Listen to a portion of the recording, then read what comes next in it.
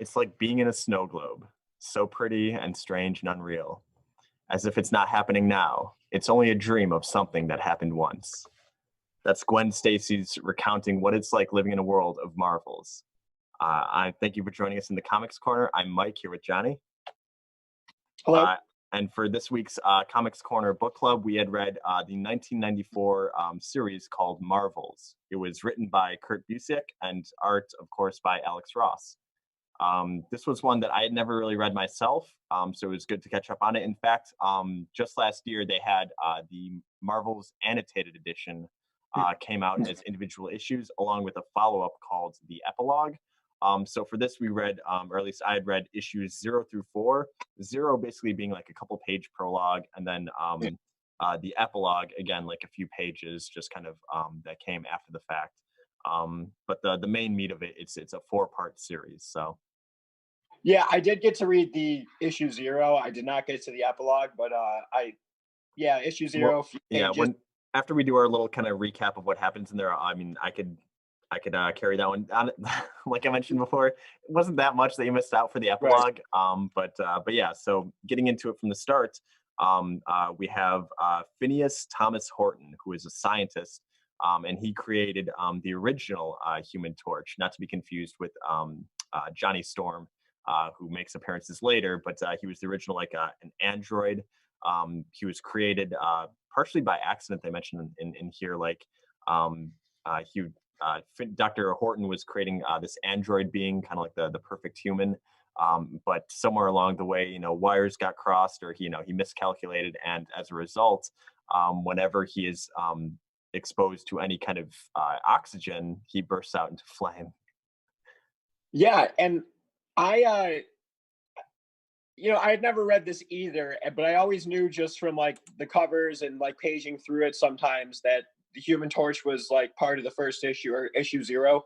Um, I guess it never occurred to me before reading it that it wasn't going to be Johnny Storm, and then I guess I never really knew the background to the original Human Torch. I Yeah, do know yeah, it's a Golden Age Human Torch, but I exactly. is he in Marvel's comics, not Marvel's the series we just read, in Marvel comics, is he actually an android or I think so because Yeah, he was everything he was else a was like created being. true. Okay, Also, see, I didn't even know that until this. So he's nothing like Johnny Storm except that they're both Human Torches. real quick shout out to Matthew in the chat. Thanks for joining us. I know we had mentioned before. I think he stopped by for the yesterday's Oh, the auctions? auctions. Yes, exactly. Yeah, but thanks for coming on by. We're talking again here about Marvels. Apparently, this was Alan.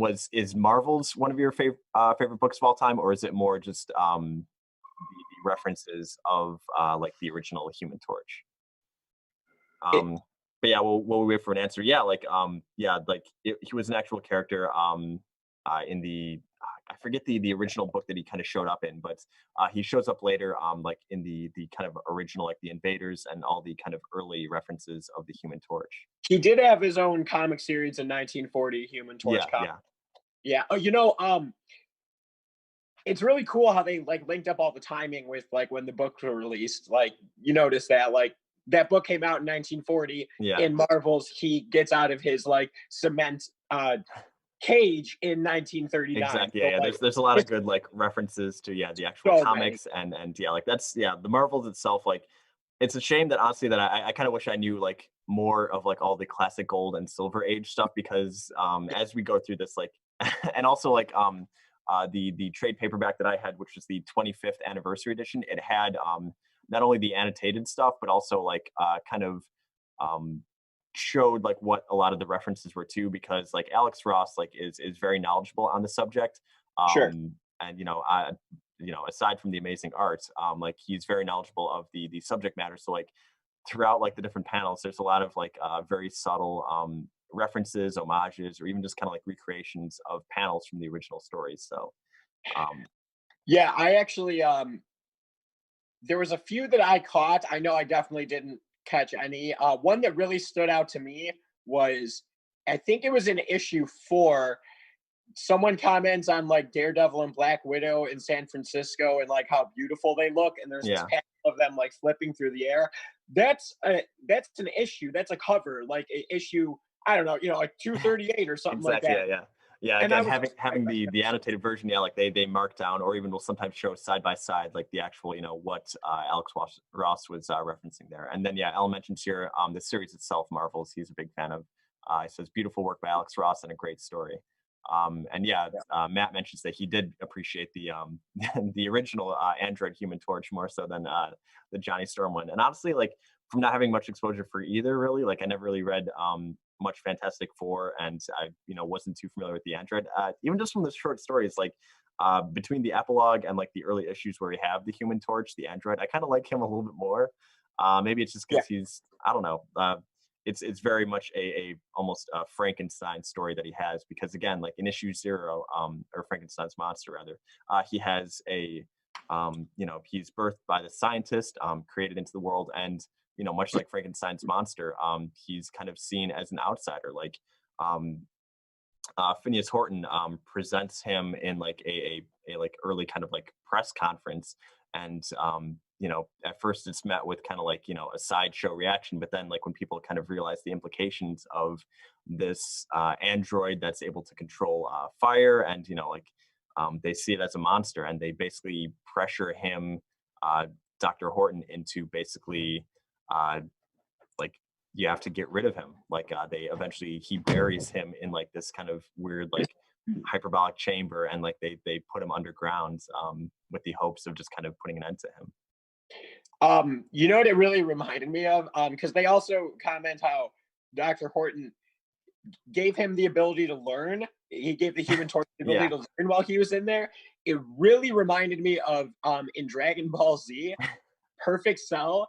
Like yeah. he was created by Dr. Gero, and like as he's growing in this like laboratory, there's like all these recordings that teach him about like the history of the world, and I'm like, oh my god, it's the same thing. So that's where my mind went. Yeah, But that's kind of funny too when I was reading too, because like it takes place like in like the late 30s, I believe, for the actual yeah, storyline itself, and like he's just in this metal tube with like these weird kind of wires and like doodads attached to him, and they just mentioned that that's how he's like learning throughout the ages, because he mentioned that he was like isolated but educated through these yeah. tapes, because like that was for the most part his only experience with the outside world was these kind of like almost like news tapes and just weird educational materials.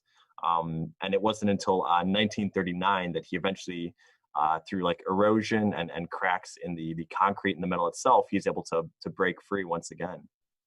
Yeah, all he needs to ignite his powers is a little bit of oxygen. So when he's in that chamber, there's none. But as Hmm. soon as there's a crack and he gets that little bit of breath, I'm Yeah, he snapping just a lot today. I don't know what's up with that. I was pointing to earlier. I'm gonna roll with it. got to keep it animated in the comics corner. I guess um so. Yeah. but yeah, he breaks free, and he kind of abandons his father. Like he had a weird kind of Yeah. relationship of his father brought him into this world, obviously, but also like kind of discarded him, even though he didn't want to. But so he kind of seeks his life outside of his father's shadow. You know what I was wondering as I was reading this? Not to criticize a book that came out in like 1940, but I highly doubt that those old Human Torch comics from 1940 are that in depth. And I was thinking about that, and I was like, this is probably kind of like how Year One was like a modern retelling of like Batman. Like this is kind of probably giving more depth to like the Human Torch and Prince Namor, who otherwise were just these goofy comic creations from the 1940s, but having him be this like tortured created soul that like doesn't have a father and like what's created to be accepted.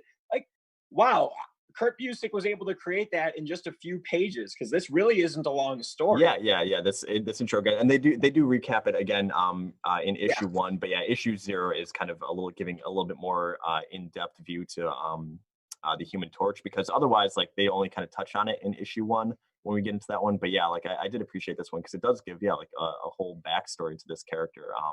And to your point there, I feel like in some of the annotated stuff at the end they did kind of show some panels, and it did seem like they do touch on like the kind of scientist and like kind of weird like fatherly aspect that he had. So I haven't read it myself, but it does seem like they do kind of get into that a bit. So that's cool. I'm gonna want to um, get my hands on one of those versions with the annotations, because I yeah, liked yeah, this it's a lot. it's really cool. There's a lot to it because they had like interviews and everything at the end, so it was definitely worth it. But then after that short basically prologue issue, we get into issue one and we meet our main character Phil Sheldon, who is Hmm. a freelance photographer.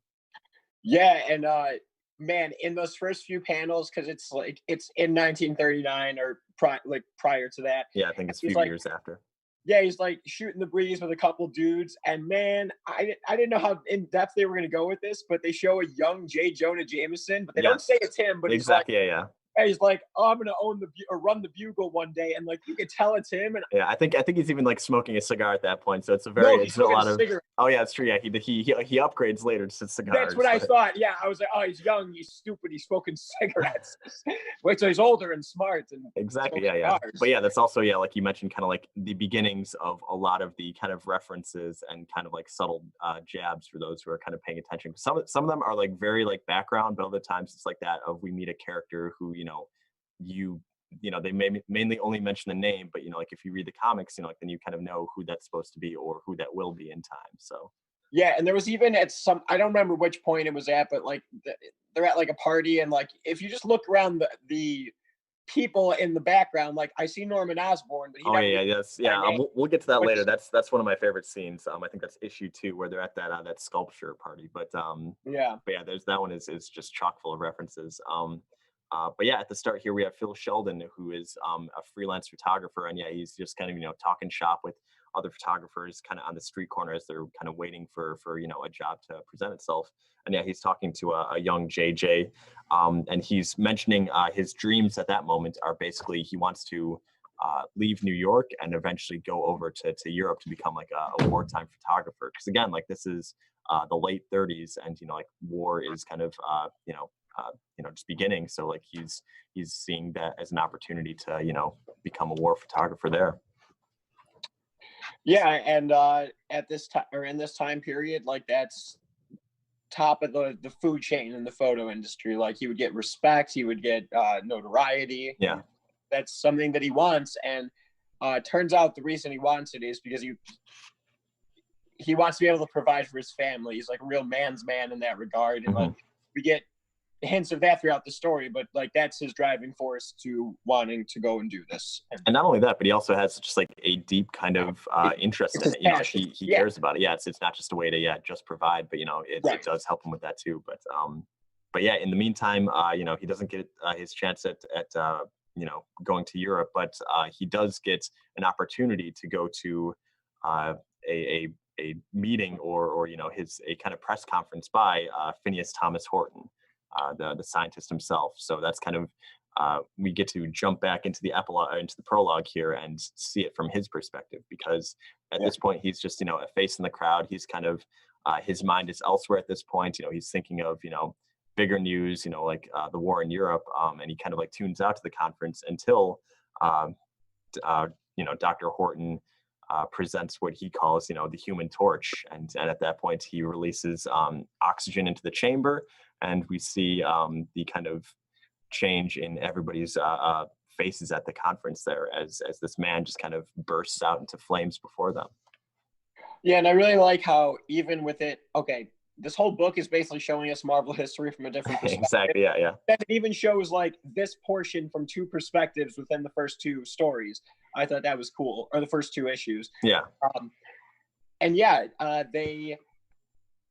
the Human Torch gets revealed, and everyone's initially shocked, but then some people start like questioning it right away. They're like, "Oh, it's just at the beginning, they kind of brush off. Yeah, exactly. They're like, "Oh, like it's did you light a mannequin on fire?" But then Phil is kind of like the first one to notice because he's got his camera ready. He's like, "It's starting to move. Like that's an actual person, basically. In his mind." And that's when the mood in the room changes and people start kind of panicking, and they tell him, like, you've created a monster, you've got to get rid of it. Like they just scorn him, and they Dr. Horton tries to kind of calm them down and explain himself, but they're just at that point they're walking out, and they've kind of made up their mind on these kind of this monstrosity. Yeah, so they're the big influence, and then they have this moment where Phil and the Human Torch, like, they make like eye contact. Yeah, he stares them. Yeah, and he's kind of like, oh my gosh, like that's real. I know the movement part, but he's like, oh my God, it's a human being. And I don't know, that was kind of touching. Like they have this big, like the panel is like this zoom in on his face, and you can't even see his eyes because he's all flame. Yeah. But you could tell that they're locking eyes. I thought it was really cool. Exactly. I really like the way that he depicts the Human Torch as just like this mass of flames, but there's like vague kind of hints at like human features and shape, and like you could see his eyes to that degree too. Yeah, so I thought that was pretty cool and compelling. Yeah. And a few days pass, and we see Phil again, this time at night, with Doris, who I believe he's dating at the time, his girlfriend. They're like, they're just kind of walking down the streets at night, doing some window shopping, looking at some jewelry. But out, there's screams from an alleyway, and we see smoke and fire starting to rise. And Phil is kind of ever on the lookout for a good story and a good lead. So he's like, sorry, Doris, I've got to go. He grabs his camera and starts running towards the action as people are running away.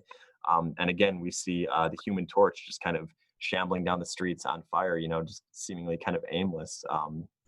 Which was also how the prologue ends. Was we see him just kind of like running at a crowd. So again, he catches it from this different angle. Yeah. So this is right after the Human Torch escapes that. In prison that exactly the professor put him in. It's pretty interesting, and we're introduced to the character of Doris, plays a role throughout the rest of the story. And they're dating, And this, I just want to make sure I'm right. This is not the moment yet where he's like, "Oh my God, there's this freak. I'm not going to be able to not protect not my yet. family." That comes a little bit later. But Just yeah, a like little later. Okay. we do still begin to see like he mentioned that it was the same people who kind of like laughed it off and like were kind of felt like that they were safe again when this this creature was buried. But again, like they go from just kind of living their normal lives to a moment of panic in just a short time. So it's again beginning this kind of relationship that that society has with what later Phil will call the Marvels, Hmm. these kind of like super beings. So Yeah, it's nice. It's not just like a retelling of the Marvel history. It's a commentary on how, what I thought it like really grounds this in reality, like as much or more so than the MCU. Like it, I thought about that. And like they really, like, how would this be affecting real people? Like how would they be reacting to it? What's their perspective? And that's what this is. So it's a yeah, cool. that's the entirety of these four issues is from mostly from Phil's view because he's kind of our main character here and Yeah. our kind of insert into this to this universe. But yeah, it's at its core, it's just here is how society would react to superheroes and super villains and like all of the kind of uh, the big fights and like all the conflicts that happen and how that affects our lives and like what say we have in it if any and public the public kind of viewing of them waxes and wanes over the course of this like people going from loving them to hating them to loving them again. So Yeah, and even during, I think it's the first Namor and Human Torch fight, he makes a comment that's like, from like a different perspective, this would look like a glorious fight, but then yeah, like yeah. streets, like who, people are getting crushed by buildings and stuff like that. And I was like, that's true. It's we would always read these books and be like, oh, these cool fights. It's like, what about the people that are getting killed by the rubble? Yeah, exactly. Yeah, like we get to see it from a lot of different angles. Yeah. And yeah, speaking of Submariner, shortly after the Human Torch is kind of like going along the streets, Doris comes into a diner where Phil is having like lunch just on break one day, and she mentions that down at the docks she kind of had this weird run-in with this kind of like naked, pointy-eared, like strange-looking guy that was like just jumping into the water like he had like kidnapped some woman and was like trying to like bring her back um before like the kind of like police came in and stopped him. And that was just kind of this weird exposure to like this other Marvel character that starts showing up more and more throughout the issues here. Yeah, and so for anybody who doesn't know, like, okay, in Marvel Comics, Fantastic Four 1963 is like the first Marvel universe as we know it. But before that, there were Golden Age superheroes, Human Torch, Prince Namor, and then Captain Yeah, America, yeah. which is why in this story, the history is starting with them and goes Yeah, early. they're like the holy trinity that we see in these Yeah, first like issue or so. yeah, and I don't know. Sometimes I think people don't even know that the history of the comics goes back that far. They think it starts with with the Fantastic Four for Marvel, like I Hmm. said, but it goes beyond that. So Yeah. And there's more and more kind of run-ins throughout the city, and they do kind of name drop more characters like Angel, Phantom Eagle, Rawhide Kid, as Phil's mentioning that yes, like that this isn't like the kind of like the first showing of some of these kind of supernatural creatures, but it's becoming like the most prevalent in their life because they're seeing more and more run-ins. And in fact, there's one at a diner late at night, which again we can't seem to escape a Nighthawks painting reference because yes, the way that Alex Ross paints it, it's late at night and it's I think it's Phil, a young JJ, and I believe one other editor or photographer that are just kind of there at this diner late at night eating and discussing the Human Torch and kind of uh, JJ's like disgust with them, like he yeah. sees him as a monster and he's like there's no room for them in this world. And lo and behold, Maniac, bring me pictures of Spider-Man. exactly, yeah. Yeah, We get into that a little bit later of we do. classic JJ, which is great. Yeah, Um, but yeah, lo and behold, sitting next to them during this conversation is the original Human Torch, and he yeah, overhears this and he's like, that's enough, and he bursts out into flame and flies out the window, and it shows like he's trying to have like kind of a normal life and assimilate into human society, but there's there's just no real room for him at this point.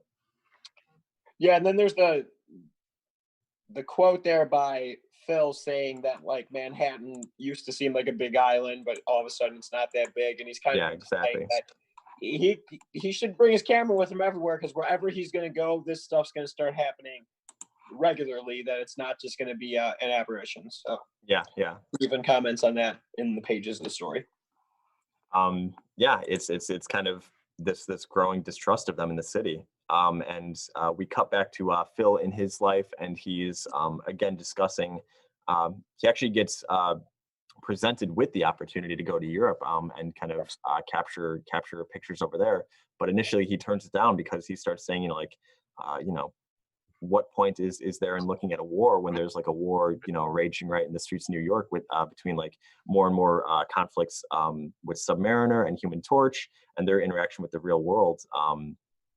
And we see that he has things have progressed with Doris, and he starts to have this talks with her and her mother with like wedding plans and kind of trying to settle down his life like that. But he's becoming more and more anxious of it because like you mentioned at the start there, how can he protect his family if there's these beings out there that are bigger than humans, that they're just kind of creating these battles in the streets that, people could do nothing but just kind of watch. Yeah, it's almost like it emasculates him as a man because there's these beings that are above men. Exactly. Yeah. He's kind He of meant, so is that I feel like this happens right around this time, but I might be wrong where they have the little Superman reference. You caught that, right? yeah. I did like that one too. Yeah. I made note too. Okay. During this kind of discussion that Phil's having with Doris, they're talking about, you know, he kind of like steps out of their like wedding planning party, and Doris follows after, and she's like, what's on your mind, what's happening, and he mentions that like how can he kind of protect his family, and she mentions she doesn't want a Superman, she just wants somebody who will be there for the family. Oh no, no, not even. Well, yes, that you're right. She Oh does say yeah. that. But there's another. There's a few panels where like they're talking, and in the background you see like Superman's feet leaping from building to building. Did you notice that? Oh, I think that might have been Captain America, or maybe it was somebody else, but because I No, know. I think it's a Superman reference because Okay. it's in 1939, and he says something about leaping buildings, Oh, maybe, yeah. and then and you see his shadow, and it's got the cape and everything. Nice. I just thought Okay, it yeah, was I do interesting remember that that. Yeah. I might have thought that was like they're kind of like leading into Captain America later, but yeah, that very very well may have been then. I think it was the Man of Steel, man. I'll have to go back and look. Exactly. Okay, yeah. Um, but yeah, and again, like this is even where he mentions he has a quote about how in spite of these marvels, again as he calls them, that Americans who used to be kind of like the top dogs in the world stage are now, they have to take a back seat. They've just become spectators. Like that Mm. people are no longer able to have kind of say in their lives, and like as these battles are happening between Human Torch and Submariner, like the one on the bridge. Um, in the wake of it, all that people could do is just rebuild. Like, he mentioned that they're just like ants at this point, because they don't have any way to stop it. So all they could do is just kind of react to it after the fact. Yeah, it's funny when I was reading that, I was like, "Is that an Ant-Man reference?" And I was like, "Wait, are they're like?" Because I thought Ant-Man was a pretty early hero too, but he doesn't get much screen time in this. But that's what I thought. Yeah. He's just kind of, a few shots here and there, But yeah, it's just interesting to see that. I never thought of that perspective of it, to be honest. Like, if there were superheroes, would it make me feel emasculated as a man? Like, I never thought that way.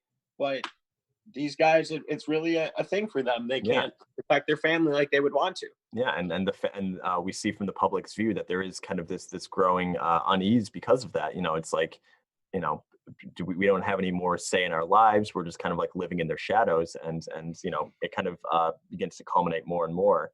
We get to meet a policewoman, Betty Dean, who Mhm. she kind of mentions, because especially in the early ones of Human Torch and Submariner is seen as like this villain, that people like have it out against, and they're kind of more on the side of Human Torch. And she mentions, she knows some of Submariner's motives, like his past as kind of like a prince of the sea, and kind Yeah. of what's driving him. And she's sympathetic towards him because she's like, he's still like basically like a human who has motives and feelings, and like who are we to kind of judge him? So which is cool because she was kind of like, in my opinion, she was like the voice of like the reader who like, if you were just a yeah, person reading this and you had already read all the old Submariner Fantastic Four, you're like, or yeah, all these guys aren't villains, and exactly, then yeah, here yeah. comes Betty Dean. That's like, well, wait a minute, he has his own people that he's looking out for. I'm like, okay, she's like our voice within this story. Exactly. Yeah. Yeah. It's funny that you that you phrase like they actually she basically like dusts off her comics and like she knows a bit about these characters that other people seem to not. Yeah, And that helps play a role because as Submariner and Human Torch are having this kind of like epic battle that's spanning across the city, ends in a bridge like.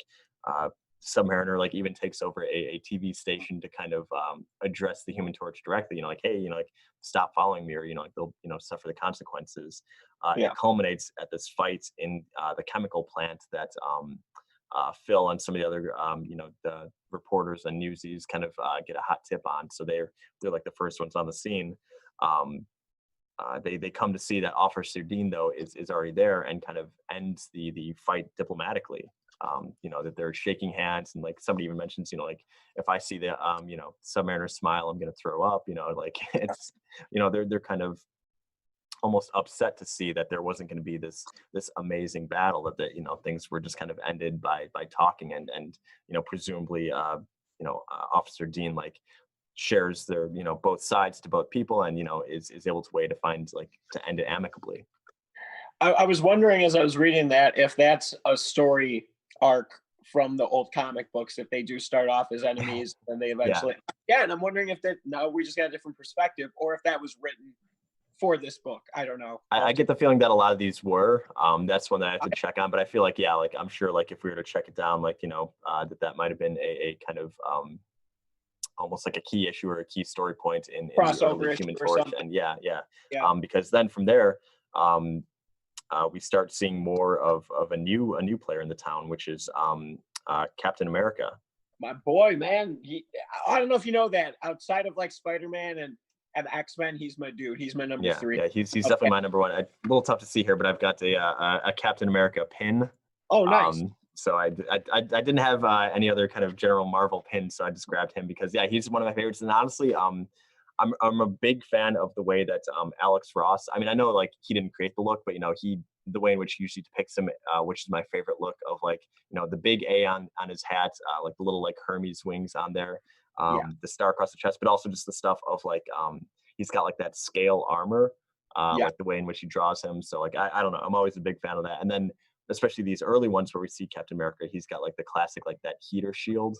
Yes, That's my favorite look for Captain America. So the fact that we get to see it again, I was basically one of those kids, playing on the sidewalk there, looking at that news article of like the early Captain America. So I don't want to be a Nazi. I'm always a Nazi. exactly, yeah. That was so funny. These ratsy bombers or whatever he says. Yeah, I know. I thought that was so funny. Yeah, Yeah, man, I actually really love the Captain America backstory. Like, not to jump to the MCU too much, but like, I thought that was one of the better movies that Marvel did. Very underrated was his backstory. I love how they integrated Captain America's backstory into real history. yeah, Like yeah. even Like all the before World this War II Marvel, stuff.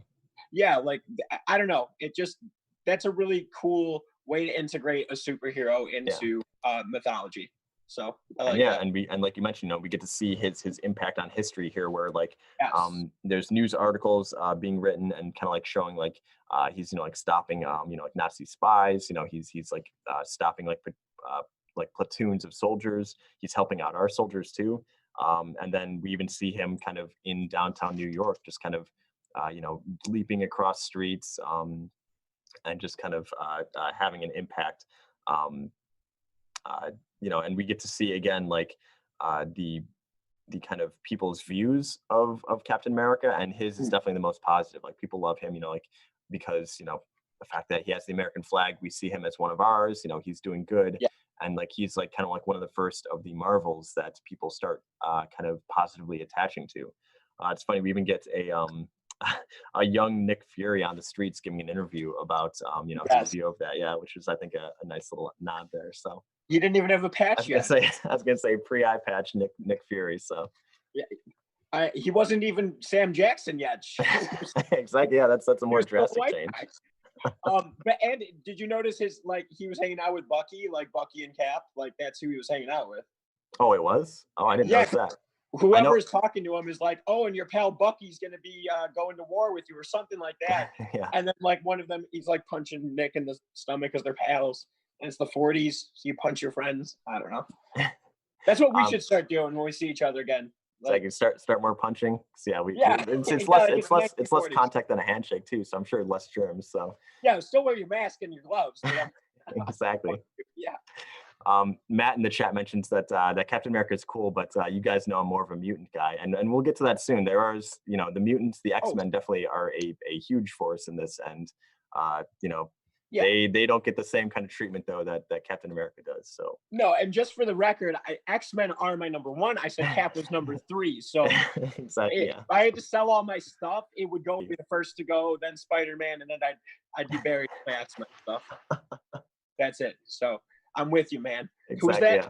What's that guy's name? Matthew. Matt, I'm with you, dude. I'm a mutant Exactly. too, man. Beauty guy. All right. Well, So we'll see about you mutants in a little bit though. right. But yeah, again, like the outsider Marvels, people see as a threat, like Namor and Human Torch. But again, Captain America is in the people's minds, a force of good, because they're actually, he's actually fighting on their side. Right. But a little bit later, we do see Phil, I think, is on a movie date with or no, wait, sorry, we missed here. Right before this, Phil and Doris kind of have a bit of a separation. This is again where he leans into the fact of he has to call off the wedding because how could he feel like he could become a husband in this time if he can't protect his family? So he basically gives almost an ultimatum of like, hey, this is going to be put off until I feel like that's I'm kind of in control here again. And he's like, this fortunately it won't last forever, but then he has the kind of realization of like maybe it can. Actually, that panel stood out to me too. I love that when he has the realization, like the look in his eyes. Like I think only Alex Ross could have done that. It looks so like he had fear in his face. It was awesome. Yeah, exactly. Yeah, there's a lot of great like close up and reaction shots that he's Alex Ross paints from models, and like that definitely helps give him a very realistic expressions in these shots. So that's right. He has me pose whenever he needs a super buff guy like the Hulk. That's it. Exactly. Yeah. We'll call you in. That's right. Matt mentions that he actually works in genetic research, so it seems like the idea of mutants and mutations definitely have a personal speaking to him. So wait, Matt is a genetic researcher? Yep. Okay, so I'm be your guinea pig, bro. Exactly. Yeah. Here's our first archangel here. That's right. I would take him. Wait, archangel? I'm gonna be evil? Okay, I'll take it. Whatever I got to do to get my superpower. Exactly. Yeah. Hey, man. As long as you get them. Beggars can't be choosers. But yeah, so again, so Phil and Doris weren't together in the movie theater. He's I think there with like a reporter buddy, but she's there with this other guy. Yeah. But their breakup wasn't like a screw you breakup. It was like a mutual. Yeah. Like she reluctantly kind of gets into it of like, all right, like if this is what you say, like so be it, and she gives him back the wedding ring, and yeah, they kind of go their separate ways. Well, she says if you come back, I'll still be here. She does say that. So yeah. But then he's going to a movie and he sees her with some other dude. There we go. I think it's Alan here that mentions that. Not sure if he was still there, but Alex Ross was local. He lived in Wilmette. He was in the store a couple times, once in the Wilmette location and once in Glenview, which that I didn't know. I mean, I knew the local part. In one of the streams previously, we had another customer, Dave, mentioned that there was the in Wilmette there was a museum exhibit of his paintings, and I believe like statues and like figures that he had too, that he was able to go to and like got some signing and got like to speak with Alex Ross for a bit. But I didn't know that he's actually here in Pastimes, which is pretty sweet. So I also didn't know Pastimes used to be in Glenview. I love Glenview. That's where I started going to it. Back in 2001 was my first times going to Pastimes back in the Glenview location. So What? Oh man, Alex Ross went there. I didn't know he was from Wilmette, even though we did talk about the museum last Yeah, week. yeah. I didn't know Maybe he was from at the Glenview location back when there was an internet like a LAN cafe. Maybe I accidentally played like Counter Strike against Alex Ross at some point and never even knew it. Wow. You better still have those computers that he played on and sell them Exactly. for Yeah, thousands we'll of dust them dollars. off. Yeah, Alex Ross played Warcraft 3 on these computers. So, Right. but yeah. So yeah, the Alex Ross. It seems like with him being local, we'll have to see if we can track him down and get his views on this. That would be so cool. I would totally love to talk to that dude and be like, how do you paint things this amazing? Like, I don't know what I would love to talk to Like I him. said, just give me your business card if you need a new model. Yeah, there you go. Well, yeah, that's right. I mean, I'm your Hulk. That's but yeah, so yeah, they're breaking up or they're Yeah, broken yeah, up. they've He's ready broken to up. Yeah, but yeah, like you mentioned, it's kind of amicable. And here in this movie theater, we start to see before one of the movies, there's classically like a war newsreel because at this point the war in Europe is raging on, but we get to see that now Submariner and Human Torch have joined Captain America in this kind of invasion, this assault in Europe, and it's not until this where we get to see people having a change in their view. They're starting to, they see Submariner as one of them, Human Torch is one of them. If they're fighting with Captain America, surely they're one of the good guys. So at this point, the public perception of these Marvels is shifting positively again. Yeah, and like you mentioned earlier, that's going to be a theme throughout. This really is the first time we see it go the other way, and I think it's interesting too that they use, like I said, this isn't that something they actually did back in the 40s and 50s? Is they had The newsreels. Yeah, like he mentioned, like before the yeah, movie, which there usually was. There was like small cartoons, like right. like the silly symphonies and like kind of like short little cartoons like that.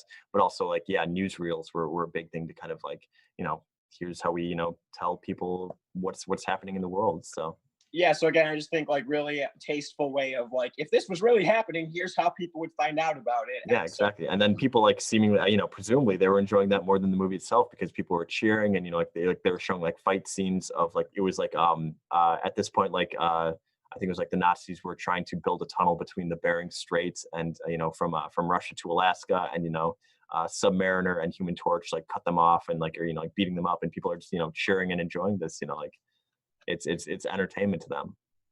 of course, Mike, this was the MCU before they realized it was the MCU, and these Exactly. Yeah. people were getting it, and they didn't even know it. Exactly. They had to watch Alex Ross foretold that that Marvel movies would be huge in theaters before it even happened. They watched Captain America: The First Avenger 7 years before we did. Yeah. That's awesome. And then shortly after this. What's that? Yeah. We have Phil and Doris at this point. Shortly after they kind of have their talks again, and they decide to try it out because if in Phil's mind at least he's able to kind of accept more that it may be out of their hands, but at least they're kind of fighting for good and they're more of a protector in this world than like a source of conflict and reason to kind of feel vulnerable. Right. So maybe even more, it's weird. It like transitioned from a reason to not have a family to like, oh my gosh, we're so safe. Exactly. Yeah. What better time? Yeah. There's no reason not to. Although again, shortly after that, Namor turns once again and becomes almost like the heel in the story, and he starts to attack. At first, he's attacking like in Europe. He's kind of like shifted sides. And he's starting to make his way like through Africa, and eventually he ends up in New York. And Human Torch is there once again to have a fight with Submariner, and this time Phil is kind of chasing the fight across the town, and it culminates at a rooftop in which a brick is knocked loose from one of the buildings and goes flying and knocks Phil across the face, and that's the last that he remembers before he wakes up in a hospital. Yeah, Nick Fury'd him before Nick Fury ever got Fury. Exactly, yeah. It's the origin story. So, you know what? The only part I couldn't grasp about that was like, I don't understand why was that a plot in this story. Did you why did he need to lose an eye to move this along? Did you see anything that I didn't see? No pun intended. I mean, it's a good look for him. He wears it well. Okay, I'm a I'm big cool with fan of. that. But like usually something happens for a I mean, reason. other than metaphors of, like he mentions, like that he is kind of like the eye of humanity. Like he's got, kind of an unbiased view of it. Okay. Whatever kind of art school kind of reason you want to make for the symbolism behind it. If nothing else, I'm a big fan of the eye patch and glasses combo that he has. Oh my gosh, you're right. I didn't even think of that. That is a filthy combo. You think he'd get one contact, Hey, but I was no, gonna he's say wearing, that or or a a monocle. monocle. Yeah, a monocle would be cooler. Uh, But uh, Eddie mentions here, great news for Diamond distribution. Yeah, if nothing else, I don't know yes, if people have heard that Diamond is again um, restarting on the 20th. New copies right. will be set out. I actually just got the invoice, the advanced invoice for like, hey, like you've got stuff coming in on the 20th. So again, it seems like, we get to hop back on the train again soon. So And they recently released the 30th year anniversary of Marvels, which means that if anybody wants to order their own copy of it through us, exactly, yeah, we can start working on that again, and we don't have to be like to yeah, be definitely, yeah. determined. Yeah, Um, yeah. A quick reminder for folks: we have been doing shipping since the start of this. This last week, we've gotten the go ahead again to do curbside. So we've been doing that for people. You could call the store or message me comics@pastimes.net, and we could put orders through for you. But also, yeah, again, starting the 20th, we may not be, we're not going to be open, but as new comics roll in, subscribers could still pick it up either through shipping or curbside. So that'll be again an option for people. And again, we could do more regular back orders again for people too. So if you wanted to get the Marvels or Watchmen, Batman Year One, right. Thanos Quest, any of the books that we've read so far for the Pastimes Comics Corner Book Club, you can catch up with that too. Maybe I'm wrong. I thought we had a copy of Marvels in the store too. I was gonna say, I know we've got Marvels. I know there was like there was Marvels Eye of the Camera. We had a 10th year hardcover edition, but Yep. I think I had gotten the last 25 year Did you? Oh, edition. that's yours now. That's cool. Yeah. And I know we definitely have a few of the single issue annotated ones because I put a few in. Yes, because I was gonna say, yeah, as I mentioned, Marvel's Those annotated, are cool. Those which are the 25th year anniversary kind of collects at the end. It has it's great stuff, because like it's kind of exactly what we wanted, which was a lot of the explanation of a lot of the references, whether it was storyline references that the writers are kind of referencing, or even just like visual ones too, like of like you mentioned, like comic book covers that Alex Ross is kind of like recreating or visually homaging to. I thought I had one of them right here, but it might be in my box, and I'm not going to go digging through it. But they're they're awesome. They're beautiful books, like really visually stunning. So if anybody Definitely, wants, we can track them down. And thanks. Eddie mentions here that Pastimes is a place to be for comics. I tend to agree too. It's true, and not only that, but what other comic shop has two guys who wear black hoodies as good as we do? I noticed that yesterday. And I was like, you know what? That's cool. We got a thing. We got the coolest comic shop in town. Mm-hmm. I love it. Great hair on both them too, and like you mentioned too, when they get shaved, it's great. So yeah. Yeah, I literally. We gotta look good for the streams. Yeah. Yeah. So you're not going to get this type of entertainment anywhere else. Exactly. Yeah. So feel free to stop by Tuesdays and Wednesdays at 4 p.m. for more Pastimes Comics Corner content. That's right. So speaking of content, let's get back to the Marvels. What happened next? We saw them in the real quick sidebar. Yeah, it is one of our work hoodies. It's not an official like store uniform. It's just we like the way it looks and we stick with it. So we do have Pastimes merchandise coming out soon, I think too. Yeah. Soonish. maybe Temple could kind of field that one. But yeah, if you want to be wearing one of these hoodies too, feel free to, Matt. So it's true. I actually really want a Pastimes t-shirt, to be honest. I think that'd be we do have some with the new logo too. So the new logo. I don't know. I like vintage. We'll see. Maybe I'll get both. I'll get both. Yeah. Exactly. Yeah. In quotes soon. but yeah, back to the storyline though. Um, uh, Oh yeah, one of the things that I mentioned too, like as the wars, maybe this is kind of like a small sidebar to myself, but they mentioned that uh Pearl Harbor still happens, which I felt like maybe this is me. I felt like a weird kind of sidebar of like it felt like a weird thing that like people would still be kind of attacking the U.S. even though like we have Captain America and these other superheroes. Like the fact that stuff like that was still happening. Maybe it's me, but like again like a small just kind of detail that I was surprised that that would still in this alternate universe something that happened, but Yeah, but you got to think Japan has Goku, so exactly. The news reports don't mention that, but don't forget. right. So they didn't. But hey, we ended up winning that war even in Marvel I Comics was gonna history. say, yeah, like it didn't affect it. It just brought Captain America into the fight more. And yeah, like issue one kind of ends on like Phil has his wedding with Doris. They kind of started over and gave another chance, and they felt comfortable enough in this world. He eventually does go to Europe to like become a wartime photographer.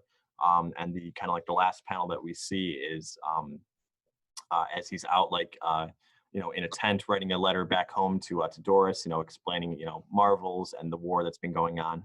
He's kind of called to this like photo opportunity of uh, we have Captain America and a bunch of other Marvels kind of like descending upon this fortress that the Germans have, and just kind of seeing like the awe of all these superheroes kind of working together. So Yeah, I'm sure the annotated has this. I want to know who everybody is because yeah, I I mean, was gonna say we get a it's lot of these shots in this book, which is basically yeah. Alex Ross just kind of like drawing every Marvel character that he knows. I know, and I didn't prior to reading, I didn't give him enough credit for how many were in this story because I Oh had yeah, paged through it and I was like, oh yeah, you get your Spider-Man, your Fantastic Four. He gets like a lot of Marvel history in yeah, here, even in the background, like you said. Like there's a yeah. lot. Yeah. Whether it's like it's like a background shot or these kind of like full page like splash spreads Yeah. of just kind of like a who's who of Marvel characters during that era. So I think my favorite was it's Captain America with a parachute as he's like almost just like holding Bucky with one arm like a child as Bucky's just shooting a machine gun at these Nazis. It's Like true. it's kind of That's silly, but it's silly in a way that I could kind of get behind of just a great image for the last panel of issue one. oh, it was definitely a cool way to end it, man. That I don't know if we should talk about this later, but there's so many different versions of this, and the art is so great. Like, we got to talk about how many different ways there are to own this because I want close-ups of that art. We'll talk about that later. Yeah, But yeah, exactly. a We lot need of different a editions. treasury library edition, like the artist edition versions of those. Well, I'll tell you what they got later on when we talk about it. They got a Sounds cool, good. yeah. But So again, like we said, that was the end of issue one. Book two starts. Phil's a little bit older now. We see him now with a mustache, a little bit more gray hairs, and at this point in time, same old eye patch though. exactly. Yeah, yeah. No need to change that. You No, don't have to it's change classic. perfection. Yeah, exactly. Um, at this point, the Marvels have kind of become more of a factor in daily life. We see, there's name drops of the Fantastic Four, Iron Man, Thor. For better, they mentioned like, people have died. There have been tragedies, but also just like that the Marvels are just commonplace at this point. Like they're just something that like they mentioned that like if Thor would like have like accidentally destroyed somebody's car, like at this point, like somebody would be just like grabbing the pieces trying to get him to autograph it. Like, people like see them as these kind of like celebrities. Yeah, which is cool because I'm pretty sure that I'm not a big Fantastic Four fan. I think you mentioned you don't read a lot of the older stuff, but I'm pretty sure in the Marvel universe they are perceived as these like celebrities and Yeah, not definitely. not like the X-Men are, which we're going to dive into in this issue. Yeah, yeah, exactly. But Yeah, yeah. yeah, We'll, so we'll it definitely was dive into the X-Men, but also, yeah, like we right. see like, later on, not to spoil anything, but yeah, like the Fantastic Four are straight up like on the covers of like Time and Gossip magazines. Like they're Yeah, definitely these celebrities of this, like it's a family that, people are following as we would like, I shudder to make the comparison, but like the Kardashians at this point, like it's this kind of like celebrity family that, people just can't get enough of. it's true. Not sure if So the Kardashians have any other powers too, but I don't want to find out, to be honest. but yeah, They already have Batman's power. They're rich beyond belief. So exactly. that's Yeah, yeah. Um, Oh, one of the small details that I mentioned that I made note of too was like that I kind of liked in the background was kind of like leaning more into the kind of everyday nature of these the Marvels is that like in the background of like as Phil is like walking down the street monologuing in one of like the window shops there's a line of wasp inspired clothing like that they're just like Yeah. they're just kind of like making they're just more things to kind of merchandise at this point because people have just become so accustomed to them. Uh, which again, like grounding it in reality, isn't that what would have happened? I mean, what all the kids were playing Captain America. Well, shoot, Exactly, now you yeah. buy the shield and the helmet and the whole getup. Exactly, yeah, yeah. You gotta have it for everybody, man. Exactly, Matt. I mean, come on, Matt. I mean, it's one thing to have our black hoodies, but you can't tell me that you wouldn't want a wasp inspired hoodie. It's true. You know what I have even as an adult is I have from like the first Iron Man movie. You like put it on your wrist and it like Oh yeah, yeah. His like blaster beams and stuff. Yeah. dude. And you know what I want to get are the Wolverine claws, dude. You feel like a cool guy dressing up as a superhero, so I would totally buy a I I Wasp fire. I hope for next week's comics corner that you're wearing either the blaster or the Wolverine claws. I don't own the Wolverine claws yet. They're in my wish list on Amazon. I'm not Okay, good. kidding. Matt already has his wasp clothing on with the wings, so he's one step ahead of us. That is hot, a little risque. That's for the comics corner after hours show. Exactly. Comics spelled with an X. That's right. Um, but yeah, so again, like society has kind of grown to appreciate and like attach themselves to the Marvels, but the other side of the coin that we start seeing more of are mention of these mutants of the kind of X-Men, and they have um, if the Marvels have this beloved status, like the X-Men are seen as like almost like a gang in this universe. Like Yeah. there's like graffiti, kind of disparaging mutants and especially the X-Men. And Phil has kind of a run-in with the X-Men, and because he's reporting on this story about a construction worker who is apparently kind of attacked and assaulted by the X-Men. Although we do kind of see the other side of that of how they're actually trying to help him, but at this point, people are kind of demonizing the mutants, and in their eyes, or maybe they just want to see it as they were trying to hurt this guy. Phil has his first run-in with the mutants.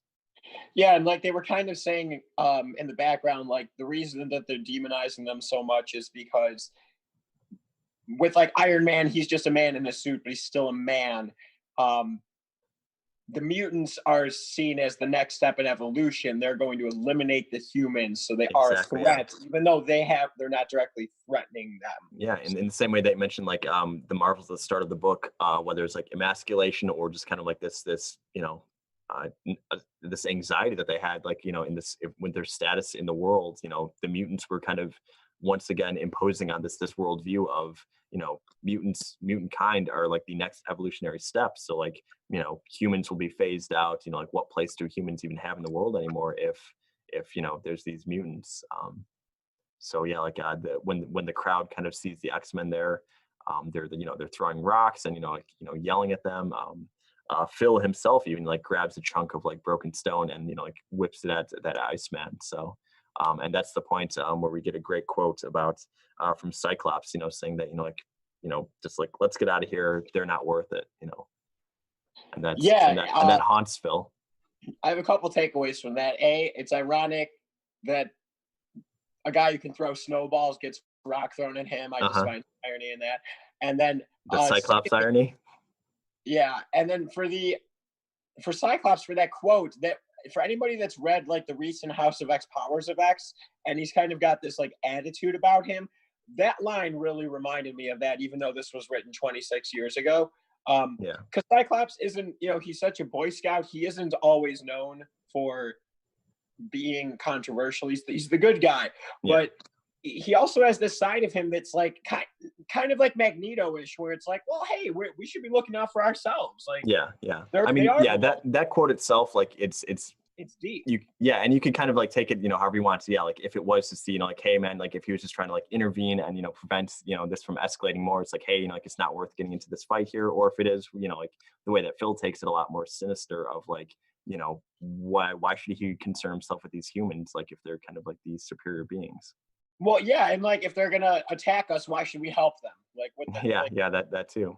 One more bit of irony. I thought you were going to go the route of Phil being kind of a Cyclops himself. Of this. Oh, I didn't think of that. That no, I was just saying because Iron Man throws snowballs and then someone Sure, throws sure, something yeah. back at him and it cracks him in the head. There I you was go. like, Yeah, and there's the meeting of two Cyclops in like this back alley, and also that's like just hilarious. to the arts. Like I just absolutely loved that kind of that like red color bath shot Yeah. of Cyclops and all the mutants kind of like not like helplessly huddled in a corner, but like they're in the corner of this alley. So if you kind of gotten like the only way out, like they eventually say, is Cyclops like blasts through the wall and they kind of like escape off into the night. But like just this intimidating but also very like vulnerable shot of them. Yeah, it's cool. It's like they're like a scared cat trapped in an alley. Exactly. But Yeah. the thing too is at any point Cyclops could have blasted a hole through the crowd and he chose not to. Exactly. Yeah. Yeah. So You it know? shows, again, like they're kind of trying to figure out their position in society at this point. Mm-hmm. Yeah, and I didn't know they were going to go this in depth on the X-Men, so I was really happy they did. Yeah. I just Yeah. didn't know that going into this story. So But then we go back to Phil's life. Outside of this, he's trying to get his, he's at this point he's working on a book. He's got his collection of photographs, and he's trying to have it be made into a book. So he wants to try his hand at writing, and he kind of gets the opportunity for the job at this. This lady Masters, she has an art exhibit of mostly sculptures that he gets invited to kind of like all right, go around, mince about, maybe grab some photographs, but write an article about this. This will be kind of your way to kind of get some exposure into that side of it. But as we mentioned earlier too, like this scene is definitely the one that has a lot of like referential stuff too, especially like a lot yeah, of like background faces. The sculptures themselves are to multiple characters. And it's a scene that I really like too. yeah. You see Norman Osborn there, who Yeah, never gets mentioned by name, and then one of the statues, I think, was a scroll. I think. yeah. There's a scroll. There was like an Asgardian. The Executor was like one of the like intimidating statues that people are Yes, that's fawning that. over. Okay. There was one of the Hulk. You kind of saw him from the background because the Yeah, Hulk isn't seen. Like they mention him a lot, but he's not really seen predominantly in this yeah. in the story. So you get that. Mhm. But then also all of the the heroes are there. Like Yeah, Tony they're there Stark as there, in their their civilian. alter egos. Yeah. That they're just kind of there, and people don't really recognize or know that that's them. Yeah, like Tony Stark is there. Just kind of But mincing yeah, about. I don't think people know that Tony Stark's Iron Man yet in Yeah, this yeah. universe because that gets talked about later. So nobody knows he's Iron Man yet. Hmm. Oh, This was one of the points where like I peeked in the back for the to the annotated parts because there's a lot of right. like great info on this because like they talk about obviously how Alex Ross uses models, whether it's like people that he knows in real life or celebrities for this, and like they mentioned the different celebrities that he kind of uses for these characters. Like Tony Stark, he uses Errol Flynn, who is an Okay. older you might be familiar with him, like an older movie star, generically handsome, like a big star at the time in the 40s and 50s, I want to say. Okay. But yeah, like so he uses like him as a reference for that. Professor X, he actually uses Patrick Stewart as the reference, and he mentions that this was like one of the first and only times where like life imitates art, where then Patrick Stewart is kind of called upon for the X-Men movies to play Professor X. Hey, I'm going to tell you and everybody watching something I've never shared with anybody. This is totally true, unfiltered. Truth not changed for dramatic storytelling. I am listening. I loved Star Trek and The Next Generation as a kid. I think I mentioned that yesterday, didn't I? Or I was talking to John Temple Yeah. about Star Trek. I loved it. And before 2000, when they made X-Men the movie, as a kid, I was like 8. I was like, man, if they ever made an X-Men movie, Patrick Stewart would be the perfect Professor Xavier. And so you say that freaking behold. Exactly, yeah. Alex Yeah. Ross and the casting directors had stolen your idea when you were an 8-year-old. That's right. So every time you hear the name Patrick Stewart or Professor X, Alex Ross owes me a nickel. That's how that should go. But I can't believe he used him as a model. That's crazy. In the Twitch chat, we get the mention of somebody saying that they enjoyed Johnny's secrets. I That's only a share good them with secret. you Yeah, guys. thanks. Yeah, yeah. That's between all of us. Nobody let that outside of outside of Facebook or Uh, Twitch. yeah, or anybody that watches the recorded versions of these later. Exactly. Yeah, yeah. That's between us. All of us. That Johnny was the first one to dream cast Patrick Stewart as Professor X. That's right. It was all me. But no, yeah, I like that. That was just kind of like a small little like tidbit of information that like That's crazy. that he kind of had that foresight too of like hey, let's use him as a model, and then eventually Were there yeah. any other cool ones? I mean, that's got to be the coolest. A personal one for me that I thought was the coolest was he mentions because again like in this shot there's a lot of like it's almost like a Where's Waldo of like just small little Yeah, references for like characters or the superheroes. Stephen Strange is at this gala event. He's like really? yeah, like he's just kind of like in the corner, like I think like right behind like like some statue's leg or something like that, just kind of out of frame. But they do mention that for Stephen Strange, they use he uses the real world model of Frank Zappa. So it's my favorite one. It's Really? my favorite Marvel character with like one of my favorite musicians, and like it's a great combo. So like that's for me that was like one of the coolest things to find out was that he actually used Frank Zappa, and it shows in that mustache. If you go back to that page, look for the man with the sweet mustache, and you'll see the resemblance there. I will, because actually I didn't even notice him in the shot, so I Yeah, definitely yeah. will. Like I said, like that one especially, like it was cool to like have the annotated edition handy because like yeah, they definitely call out like the different statues that were references to like actual statues, like or poses that characters had. Like poor, one of the things that too, like we didn't mention it, but the Thing is there too, and like there's just two Yeah. ladies just kind of berating him, like they're like looking at the statue of the Thing, saying like like look at this monster, how ugly he is, and then lo and behold, the Thing is there in a trench coat and just kind of like looks back and gives kind of like a sad, but piercing sneer back at them. And I don't know. Well, The Thing, isn't that a big part of his story yeah, arc? yeah. I was gonna say like I do always appreciate him as this kind of It's tragic. outsider. Yeah. Speaking of very much like Frankenstein's monsters style characters of people who are just kind of like demonized. And, the Thing is definitely one of those, and just kind of like seeing that small moment that he has with that is very kind of I don't know emotionally Alex, resonant with his character. So Alex Ross really says a lot with a little bit. And a definitely, lot. yeah, yeah. Hey, Also, quick question. Can yes. you hold the fort for like 2 minutes and I can run to Oh, the bathroom? yeah, yeah. I'll do more than hold the fort. That's right. Um, I'll be right back.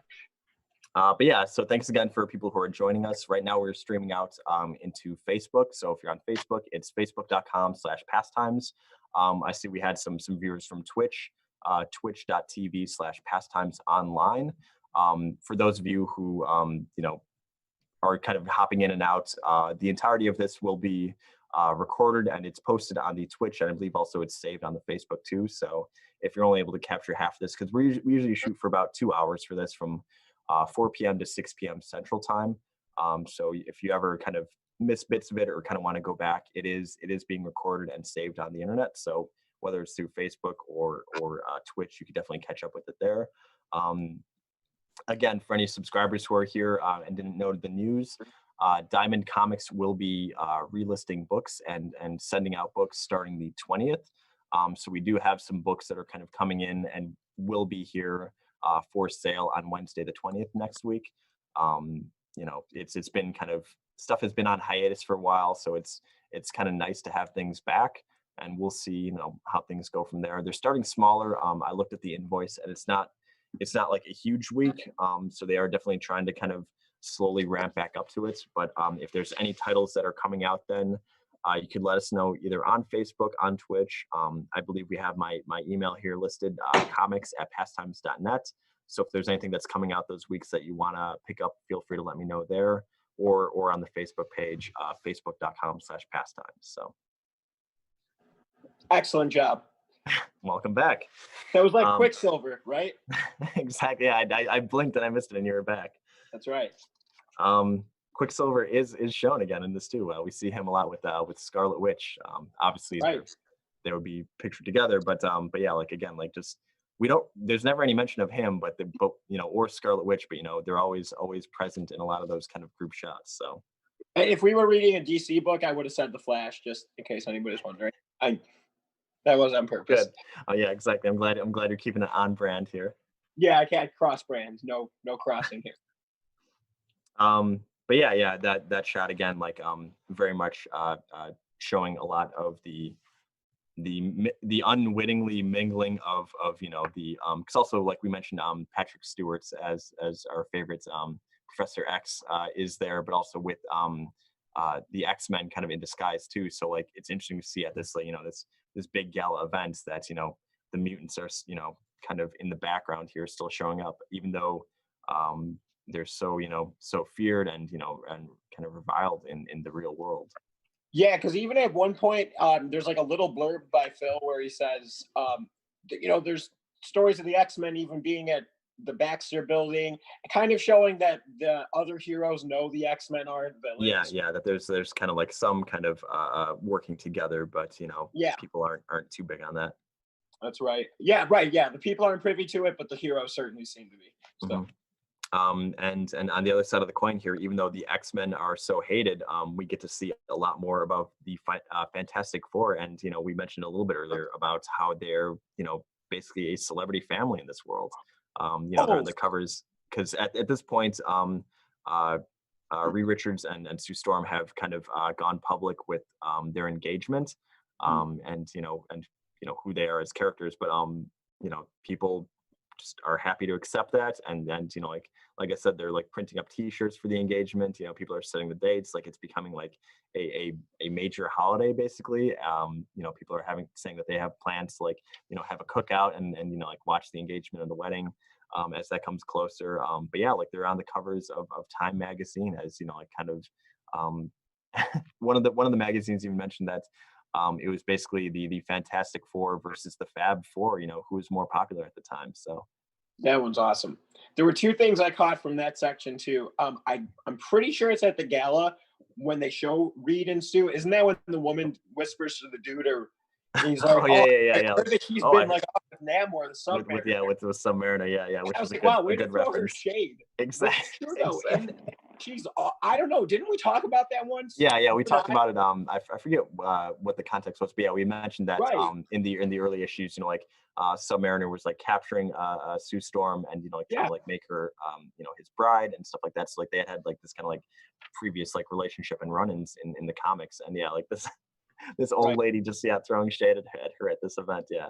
Well, and then the other thing, when they're talking about all like the stuff, the T-shirts and stuff, somebody mentions to Phil like, "Oh, you should collect the photos and make a wedding album." And he's like, "Who would want that?" And I'm pretty sure, isn't there a Fantastic Four wedding album Yeah, issue? there is. Yeah. That's awesome because they did that for Spider-Man too in the Exactly. '90s. Yeah, definitely. Yeah.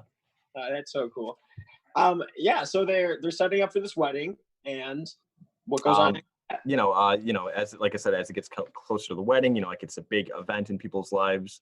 Um, but like the world kept moving even beyond that, and again we get more of the sparks of mutants in this world, and um, it literally hits home for Phil because we're in like his like suburban subdivision, and his neighbors are like basically kind of starting up this like this mob, this armed mob. We see people with like guns and like and weapons kind of going down the streets because there was mention of mutants in like the neighborhood. Like they saw like some mutants running around, so they've just kind of created this armed mob to like hunt them down.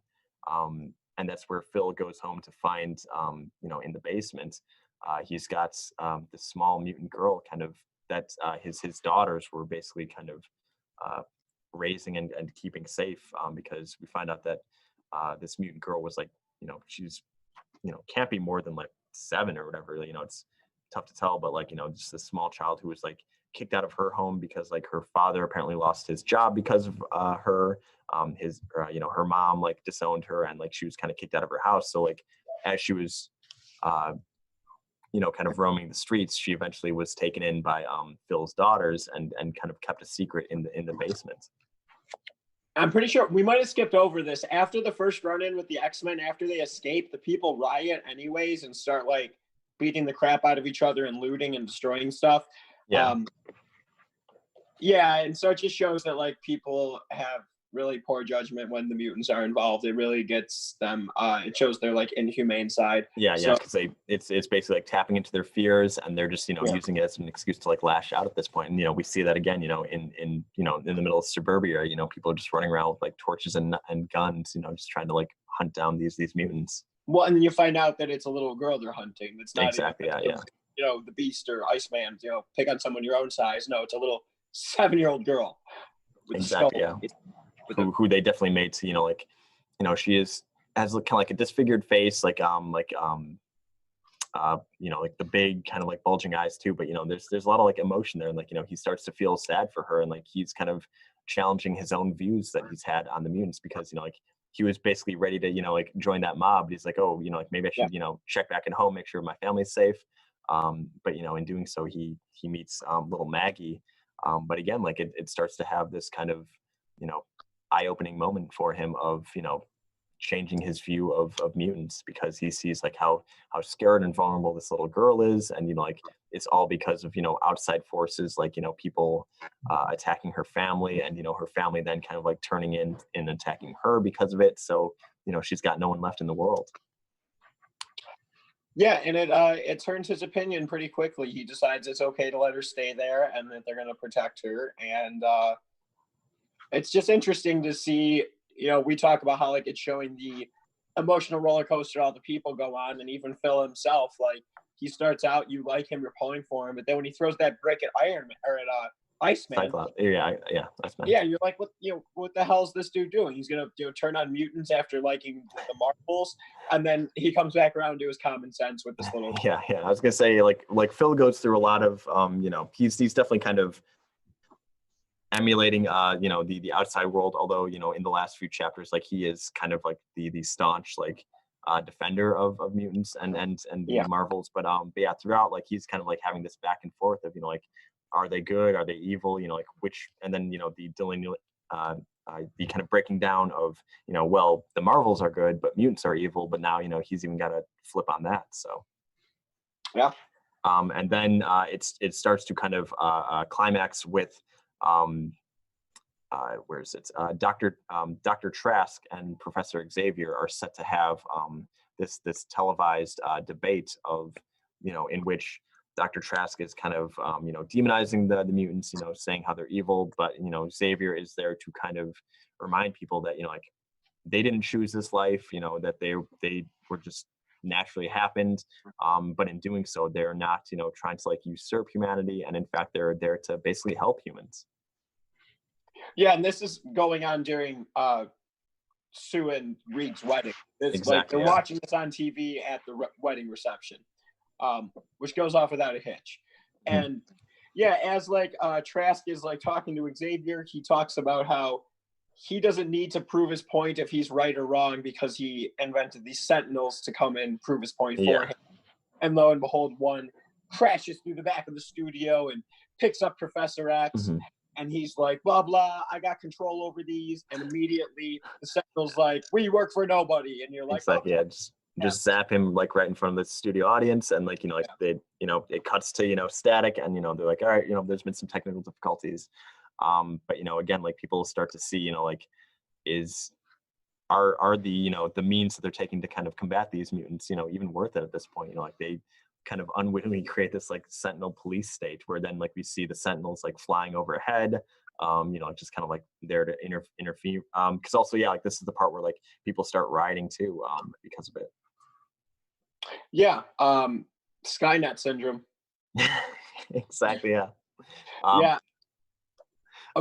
But again, after like during the riots, Phil starts to kind of, again, have second doubts about people's views with mutants. So he starts to kind of return home. And in doing so, yeah, like he's seeing, like people looting houses, people like, overturning cars. And he's kind of having the realization that, like it's people's own fears and kind of, inadequacies and worries that are kind of, they're using this as an excuse to lash out. So he, tries to go home to, make sure that his family and now Maggie are safe. But when he gets there, he finds nothing but a note that Maggie was, She, she thanked them for, the clothes and the food and stuff like that. But, like she felt like she didn't really belong. So she was kind of, trying to, make it out in the world. And, Phil was kind of worried if, like, will she be okay out there if this is the world in which, people are treating mutants. So it's kind of a rough situation. Yeah, and I don't know. What did you take away from that? Do you think she just went out on her own? I kind of was like, no, I think Professor X reached out to her and she had somewhere to go. I don't know. They didn't like imply that. That's the story. Yeah. I mean, like that wouldn't be too far fetched. Of maybe she's out there trying to look for an actual home for her where she's more you know taken care of and like accepted and like in Professor X's case like they try and help her realize her full potential. But yeah, that kind of is the end of this issue. But one of the things at the end that I also liked was just a kind of like literal like background noise is as Phil's with his family, kind of consoling his daughters of like Maggie will be okay. She hopefully things will turn out. Just in the background, there's mention of the the Iron Man and Titanium Man fight that's bound to happen.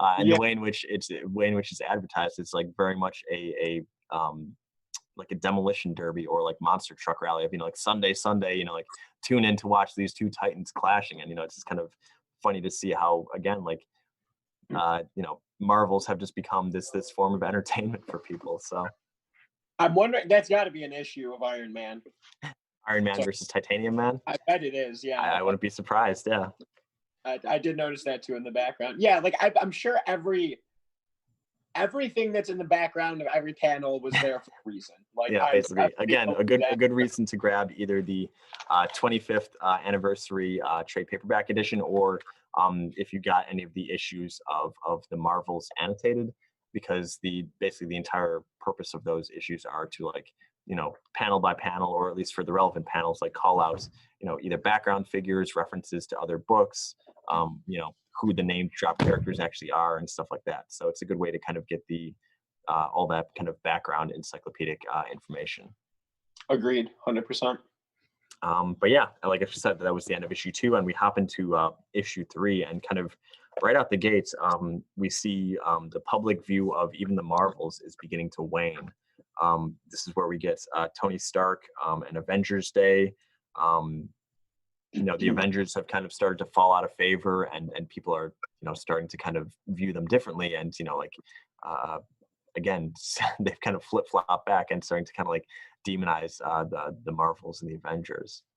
Yeah, and I think this is the point where everyone's demanding that Iron Man reveals who he is, and Tony Stark. Exactly. Yeah, Tony Stark Tony Stark is said to be employing Iron Man, so he's kind of under the microscope, and then he kind of conveniently goes MIA during all this too. So yeah, it's just kind of a lot of things to buzz about the Avengers. We also see that the organization of Shield is starting to rise during all this too. Like they become this force, this police force that is kind of mentioned more and more throughout. So. Yeah, because they're getting attacked by somebody, right? And then like they just say that Shield is the one who protected them. Yeah, exactly. Yeah, so Shield is kind of getting named up more. Yeah. But again, speaking of attacks too, we see Phil with his family here at the zoo. He's supposed to be writing an article about Tony Stark, and his mind is definitely elsewhere. But he's at least shown up at the zoo to have this kind of family day, which he doesn't get that much of anymore because like his work is becoming more all-consuming. Spending more time like trying to hunt down these stories. But at the zoo, the water starts rising, and we get this doomsayer. Saying that this is like one of the signs of the end of the world. But it turns out that it's there becomes over the radio. There's on the Avengers radio channel. There's kind of like an alert that from Hawkeye that the character Attuma, Attuma, one that I'm not personally familiar with, but he's kind of the reason for this. That like him and like his like merfolk are the ones that are this is just like an attack that they're creating, like it's not the end of the world, like but the Avengers are on top of it. Yeah, and then as that's going on, like you said, Phil's with his family, there's this guy shouting apocalypse, and then like Phil, you can see his like he's starting to get tired of this, and he turns to the dude and straight up calls him out, and he's like, like, why do you have to scare my little girls more than they're Yeah, already probably it's like scared? there's enough in the world to be like, worried about, like why does she have to, why should we now like be afraid of the superheroes too, like that, Yeah. And then right after that, is that the fire in the sky? Is that right after that, or was there Yeah, something? it's that's not that far after it. Like again, we see like Spider-Man and even the Fantastic Four are kind of like public opinion is flopped on them, so like they're becoming menaces, and yeah, like at that moment, as Phil is kind of in the newsroom, yeah, like the sky basically is set on fire. Yeah, and I don't. Is that Human Torch? I know it eventually leads to Galactus, but is that Human Torch that's lighting the sky on fire, or is that because of I Galactus? think it's the coming of Galactus. And then Okay. like we see rocks in the sky, like these like asteroids and just chunks of rocks just floating above. And shortly after that, that's when we see Silver Surfer, the Herald of Galactus, and then shortly after Galactus, and even the Watcher in kind of like one of the back panels Yeah. arrived on Earth. That panel where Silver Surfer is revealed is like Yeah, hella awesome. yeah, It's because the annotated issue 3, the cover of it is yeah, the Silver exactly. Surfer like coming at you. I didn't realize that was a panel in the book. It's beautiful. That's like top. That's Alex Ross, the top of his game, man. Like, how do you paint something that's silver with that much reflection in Yeah, it? yeah. It's beautiful. And then yeah, in the reflection, I think we see the Human Torch, Yep. Fantastic Four Human Torch, Johnny Storm, not Android Right. Human Torch. But yeah, we see yeah, it's a great panel. And I think after having read some of the Silver Surfer stuff for our previous one, the Thanos quest issues, I think that's definitely grown my appreciation for the Silver Surfer. Even though, like again, in this one, he's just kind of we don't even really hear much from him. Like he's just kind of like there as a visual. But yeah, Yeah. seeing that panel definitely made me appreciate it more, having a bit more knowledge of the character and his background. So Yeah, he's a badass. There's he has an omnibus coming out later this year. I'm definitely gonna purchase that we'll because keep an eye out for that one. Yeah. every introduction we get to him, he's cool. He's doing something. He looks cool. He just looks cool. Yeah, Visually, yeah. he's Very awesome. it's simple but effective. Yeah, just a silver dude Yeah, on a that's surfboard. on a surfboard that goes through the spaceways, man. Exactly. That's all right. He has the power cosmic in him.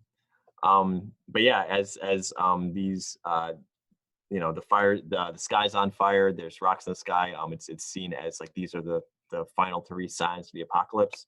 Yeah, People start, again, like looting, panicking, but also kind of partying. Like people are, like almost like having this like existential like breakdown and welcoming it. Like we see like these like college or high school age kids that are just like driving around in joy their riding. Yeah, convertible, just like kind of like as if it's some parade. People again like looting, panicking. Um, but fortunately, the Fantastic Four and eventually the Silver Surfer are kind of working together to kind of combat this, Galactus as he's threatening to drain the world of all like its elemental life and basically like destroy the world. yeah, which makes me definitely feel the urge to go back and read the Coming of Galactus story because I've never read Yeah, that. yeah. Seeing it from like this perspective, I'm like, well, this story's got to be damn great, which is why it's pretty notorious as one of the best Fantastic Four stories ever written. So Yeah, yeah. Again, it's they don't really delve into it too much in this one. We just see again mostly from Phil's perspective and the yeah. perspective of just kind of like people panicking and their reactions to this. But yeah, I it's will only say though, yeah, there was a lot more action scenes in this issue between the Fantastic Four and Galactus than anything else. I think yeah, that was yeah. really cool. Yeah, we do Because see some of the action, but we don't really see that many of like the motives. Like it's not right, mentioned it's not until like explained.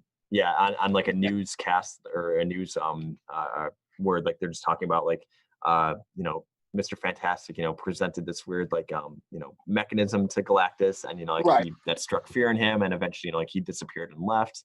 And the Silver Surfer left not that long after him. But yeah, like we don't really see too much of it, but yeah, just like shots of the action and people's kind of reactions to it too. Yeah.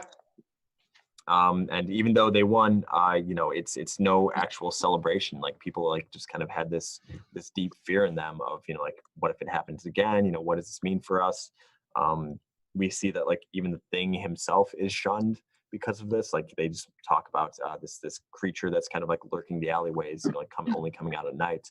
And in a panel we Yeah. see as that's the thing, like it's it should be a cause for celebration and more reverence for the Fantastic Four. But at this point, I feel like people have just kind of given up and are more just kind of blaming the superheroes for these problems more so than like thanking them for solving them. Yeah, but they're also showing that like while they're in the crisis, they have no problem accepting the help. Like they wanted the Fantastic, they were complaining that like the Fantastic Four didn't act fast enough when Galactus came, and it's like, well, they're the ones who went out and saved it or saved you guys and solved the problem, and then Yeah. you're going to criticize them for their work. It's so Yeah.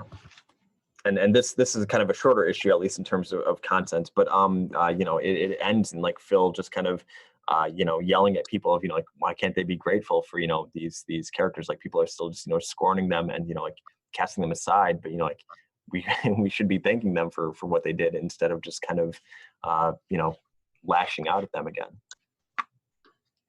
Yeah, which is as the reader, hopefully the side you would be on. I would like to think if this was happening in the world, like, but it's hard to say because if this was really happening around us and my car was one of the cars that got smashed, would I be really thrilled? Like, put yourself in other people's positions.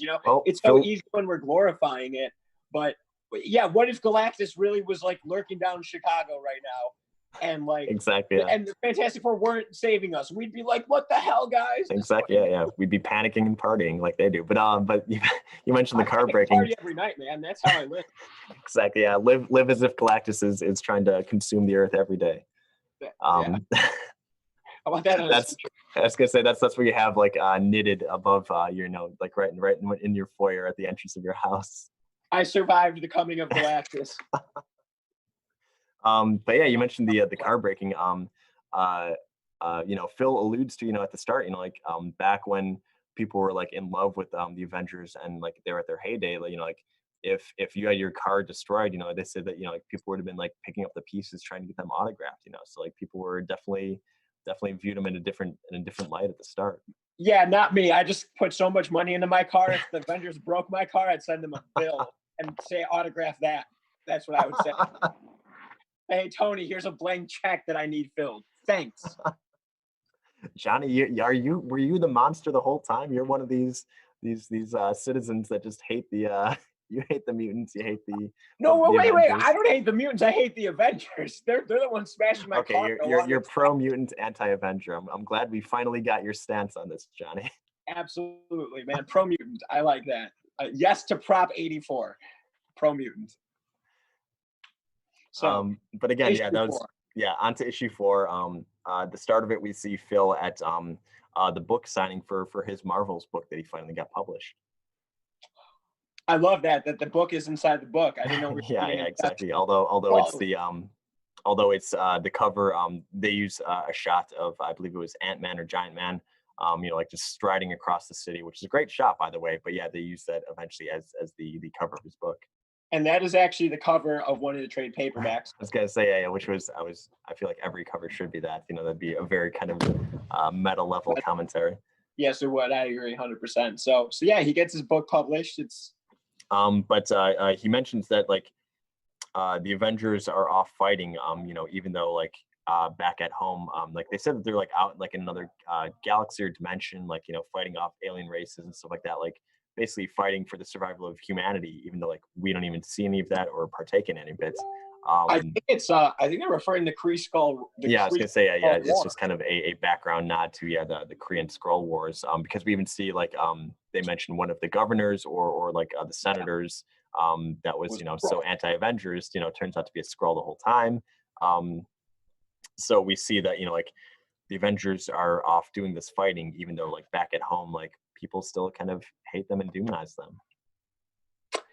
Yeah, and I thought that was really cool actually that they even I think that's the only reference to like the galactic part of Marvel. I guess Galactus, but like or the space, what I'm trying to say. But yeah, that's cool that they threw them out there and we're like, okay, what's gonna happen to Earth now that they're gone? Like so yeah, and people are he thinks that people are just kind of like here buying the book as almost just kind of like a small way to kind of admit forgiveness or trying to apologize for, like basically kind of like, here's a way that we could back the Avengers more without us actually having to admit that, hey, we were wrong. Like Yeah, they are, like out there trying to do good for us, but like we, kept, shouting at them and, pushing them off. which is a weird guilty thing. I don't know. That's some weird. Yeah. I mean, area. it's like the best way that, they could try to, Just forgive them. Yeah. yeah. Phil, again, getting older here. He takes on an assistant, Marcia, this younger girl, who's like there to kind of help, help him take pictures or like, help him with his stories and articles and stuff like that. Kind of starting to pass the torch a little bit because, as he's getting older and he's kind of written his book, I guess he feels, there's not that much that he has left for him here. Again, it's like people are, still just kind of like swapping sides here and there. So I'm so tainted by what Frank Miller did to James Gordon that when they introduced Marcia, I was like, Phil, you can't do anything with her, man. You got to stay to your wife. Like, I did that last week. I can't do it again. I can't deal with it. Yeah, I can't deal with infidelity every week. Yeah. No, not at all. So thank God Kurt Busiek is more of a family man than Frank Miller. Exactly. Yeah. Yeah. Phil doesn't have a wandering eye. No, he's only got one. I love all right, it. touche. But again, we see Black Widow on trial against the Scorpion, like she was accused of murder. Yes. We get name Did you notice drops. who her lawyer was? Did you see who her lawyer was? No, I assume it was Murdoch though. He did have his shades on, so I would assume there you're you right. go. Yeah, exactly. I liked call back again to the statue like gala event. Murdoch is there and he's like, again, obviously blind, like he's touching the statue to kind of get like a feel for like how the statue looks. Yeah, and it was the Daredevil statue if I recall too. So I didn't even clever notice little that. nod. Yeah. That's beautiful. Cool. I'm gonna look for that too. But yeah, so again, we see like more of the kind of like street level Avengers, like the Falcon is alluded to. They say that like, although in Harlem he's not seen as a hero, like they have like Phil has an interview with one of the guys, and like just two guys on the stoop there just talking, and they mentioned that like, even though the Falcon's skin is black, on the inside he's like a white man, so like, they say that like that there's this kind of unrest and even with like local hometown heroes. Yeah, I thought that was interesting that they introduced some of that controversy. Yeah. It's funny. I initially thought they were going to talk about Luke Cage, and then it was the Falcon. But then they introduced. Yeah. I was gonna say not too long after we see. I love the Luke Cage hero for hire business card that Phil is handed. Hell yeah, that was hilarious. That was so cool. I think that's part of the real comic, though, right? He does have a business card. Yeah. And this is kind of introduced all under the Spider-Man kind of like murder controversy against George Stacy, who was the police captain at the time. Yeah, which is an event. Spoilers, but that's an event from Spider-Man. I think it's issue 91. It's 91 and 92, if I'm not wrong. So, death of Captain Stacy. That's which leads up to Gwen Stacy stuff later. But yeah, like it's as all this is kind of going on. Phil starts to kind of look for more info on that, and in doing so, he has kind of like an interview with Luke Cage, but he then kind of like takes that as an opportunity to like interview other people about Spider-Man and the Gwen Stacy stuff, and we get kind of conflicting accounts of what actually happened. Yeah. So what? I don't know. In the story, there was a brick chimney thrown at Stacy, and it's assumed that Spider-Man's the one who threw it, but really it was Dr. Octopus who So yeah, he's going around interviewing different people, and like you said, they're getting conflicting reports. The police officers, that's the most interesting one. He interviews a couple police officers, and they're like, well, our scientists determined that the chimney, the brick, was broken by metal. It had to be something like hard and metallic to like, have the force to knock that over, and he even says, only one of those people fit the bill that we're seeing on the rooftop that night. So right, but there's not enough. They can't get Spider-Man in to make a statement, so they've got no. So and then he gets to Gwen Stacy, and she's obviously the daughter of the deceased George Stacy, who's also dating Peter Parker at the time,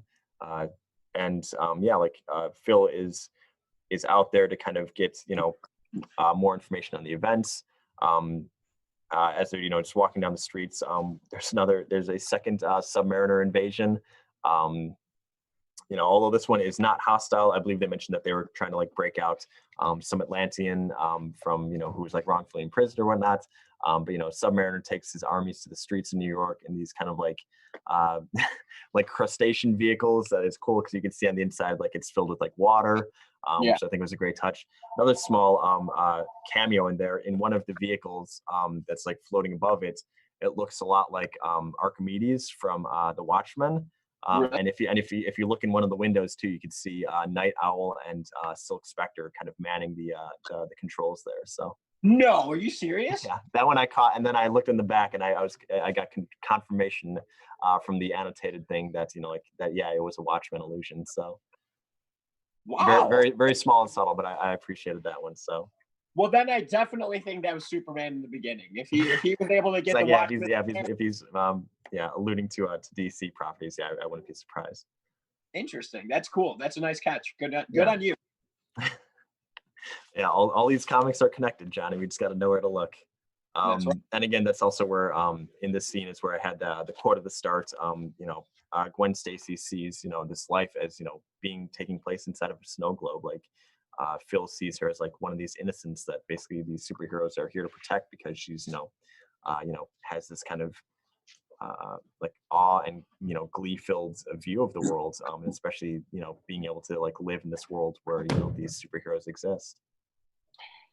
Yeah, and they have this cool shot of her, like I think it's when Atlantis is attacking, Yeah, and yeah. like walking through the streets, like as they're attacking, just kind Yeah. of like letting it blow by her. Yeah, Like, exactly. Yeah, like look how beautiful this is. Like it's like basically raining because like all these like waterlogged vehicles are taken to the streets. And, she's just like taking it all in.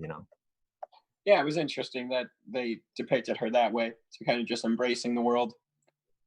Which also it shows that like she was somebody who was born into that, as opposed to Phil. Like it's Mhm. like with technology, like how like we're part of the generation that saw both sides of it. Like Phil saw a world before heroes and then a world with them. Yeah, When Stacy was born into this world, like modern kids are with yeah. Kind of technology, all she's known. So all she's known. It's normal. That's normal life. So wow, did you hear my voice crack right there? That was I hate when that happens. it's like living in a snow globe. It's just like that. So Gwen, as they're talking, mentions that she probably has, or that she does have, her father's journal, and maybe that would be able to give some insight that Phil was looking for, because she knows that he's writing this article about, uh, George Stacy, and his death, and all the controversies surrounding that. So she's trying to, in some ways, kind of give a clearer version of what happened to that, and especially George's views of Spider-Man. Yeah, and I don't think we mentioned this. At this point, Phil decided that he wants to prove Spider-Man's innocence. Like Yeah, he yeah, wants to write a book now about how Spider-Man's innocent, and we should appreciate the Marvels. yeah. That, So that he has like a second book idea, and yeah, that he wants it to kind of culminate with, this Gwen Stacy's journal, or George Stacy's journal, provided by Gwen Stacy, and yeah, like the innocence that it proves for Spider-Man, and yeah, like that we should kind of have this renaissance of appreciation for these Marvels, instead of like the kind of cast aside view that we have of them. yeah, so that's his motive there for even doing all of this and tracking her down. And as she goes back to the apartment building where where she believes the journal is held, not long after that, she enters the apartment. We see the Green Goblin, flying out of the window carrying Gwen Stacy.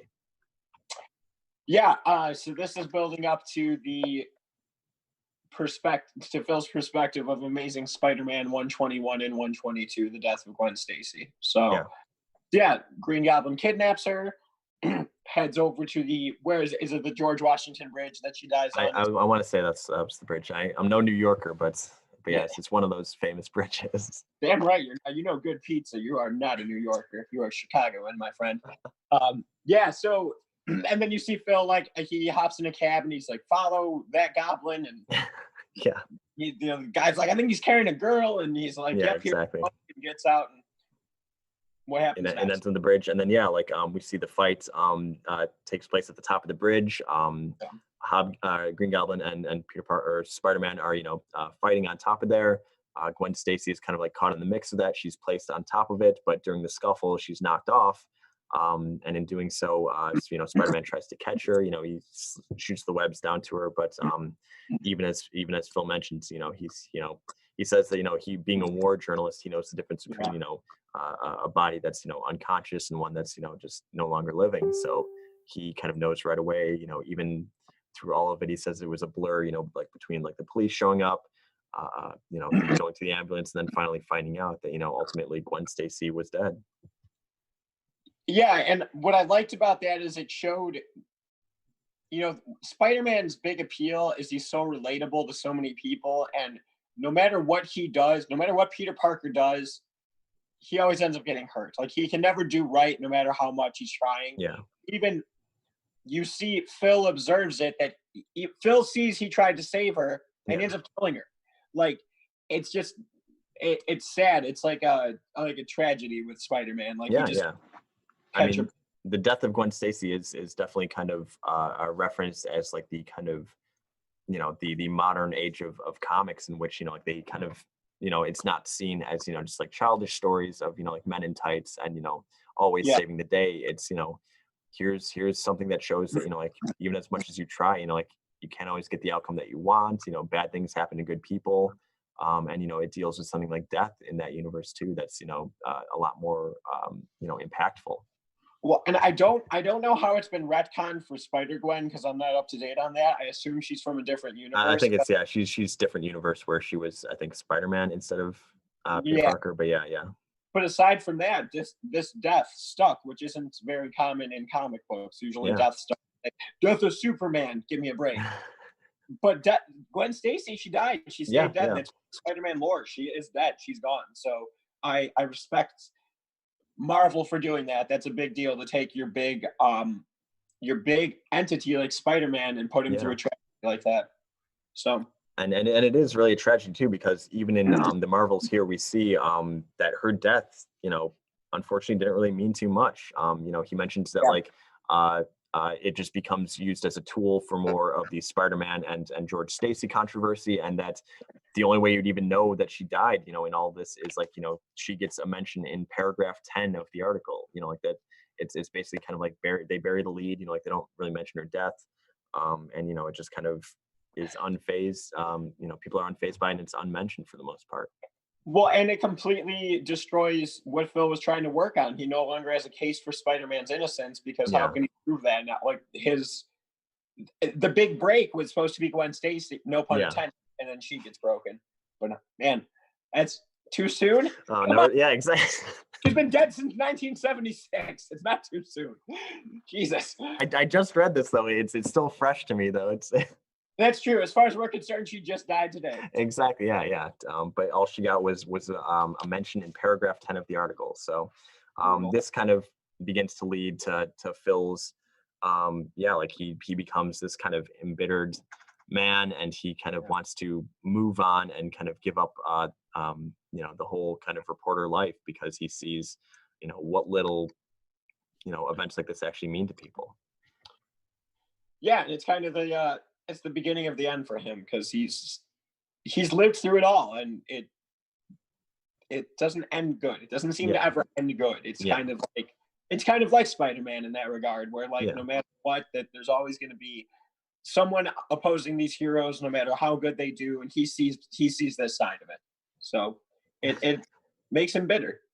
I'm getting an RIP in the chat here from Sir HC in Twitch. Yeah, it's always too soon. Yeah. That's awesome. But yeah, and yeah, like we mentioned, like Phil, it's the beginning of the end for him, and he basically passes the mantle on to his assistants. Like he gives her the camera. Marsha now has the camera, and he says, that he's basically kind of getting out of this. You're still kind of like an outsider. You have like like a fresh perspective of it. He feels like he's kind of too jaded and too kind of ruined by it in some ways. Like he's seen it all. So he passes the camera on to her, and the last shot that we have is he's like, here's a new story for you. It's it's Phil's retirement, and it's him with his family, his wife, his two daughters. Just in their suburban life. and it's the last shot of him, trying to be happy with what he has. Yeah, so I don't know. I thought the ending was okay. That's a cool ending. What did you Yeah, think of? yeah. Yeah, I think it was, like kind of appropriate that, yeah, he's stepping down, passing the mantle, like quite literally, to Marsha. Yeah. Um, yeah, there's no real way to kind of end it because obviously it's an ongoing thing, like Right. the world of superheroes still exists for him, and he's just kind of, it shows that he's kind of finally accepted that he can put aside, like trying to, report on it or have his influence on it, that he could finally accept that he could just take care of his family. Like that's what, his whole story arc was from the beginning, was he was unable to cope with the fact that superheroes existed and their place that they put, humans or, like a man, a father, a husband in the world. And he's finally able to accept that he could just, live in a world where superheroes exist and just focus on what means the most to him. Yeah, so his story comes full circle. He Hmm. gets what he wants. A happy ending. It's a happy ending. For some, for him, kind of not so much for Peter Parker, but Well, yeah. But he gets Mary Jane and she's smoking hot. So like really gonna feel bad for Peter? Like, come on. That's ridiculous. is that all that matters? I'm not saying that I want Gwen Stacy dead, but also, he gets a good consolation The prize. silver lining, red lining. I don't know. Red headlining. I like that. Exactly. Yeah. But yeah, that's the end, or so we think. Until I think it was last year where the epilogue came out. You mentioned that you hadn't read it. I read it. It doesn't really solve too much. Doesn't really wrap up too much, to be honest. Okay. It takes place. Like however many years in the future. The daughters have grown up now. Phil's still just kind of living a civilian's life. They're it's the middle of winter or Christmas time in New York, and there's they're at the Radio City, where there's like the kind of ice skating rink and the big The Christmas tree. Christmas tree. Yeah, exactly. Yeah. It's Christmas time in New York, and right out the gate though we get a nice Wolverine cameo where he's asking Phil for a light. This rugged Yes. man. Yeah, exactly. Yeah, it's so I feel like this epilogue is far more of like referential and kind of like name droppy stuff than the rest of the book. Uh, It's what's that? I got it's a variant cover, but this is Marvel's epilogue. I have a There you copy. go. Yeah. Yeah, so this is like a X-Men cover. I don't know if there's any glare. You say you didn't read it. You just have to crack that bad boy open and start reading it, Johnny. What are you talking about? This version, do you know how Yes. expensive this copy was with this cover by Dave Cockrum? No. Crack that open, read it. You could see Wolverine. You could follow along at home. I could. All I'm getting are I'm getting excuses for you not having the homework on the desk here. I shouldn't have brought that out. That was a mistake on my part. The dog framed my homework.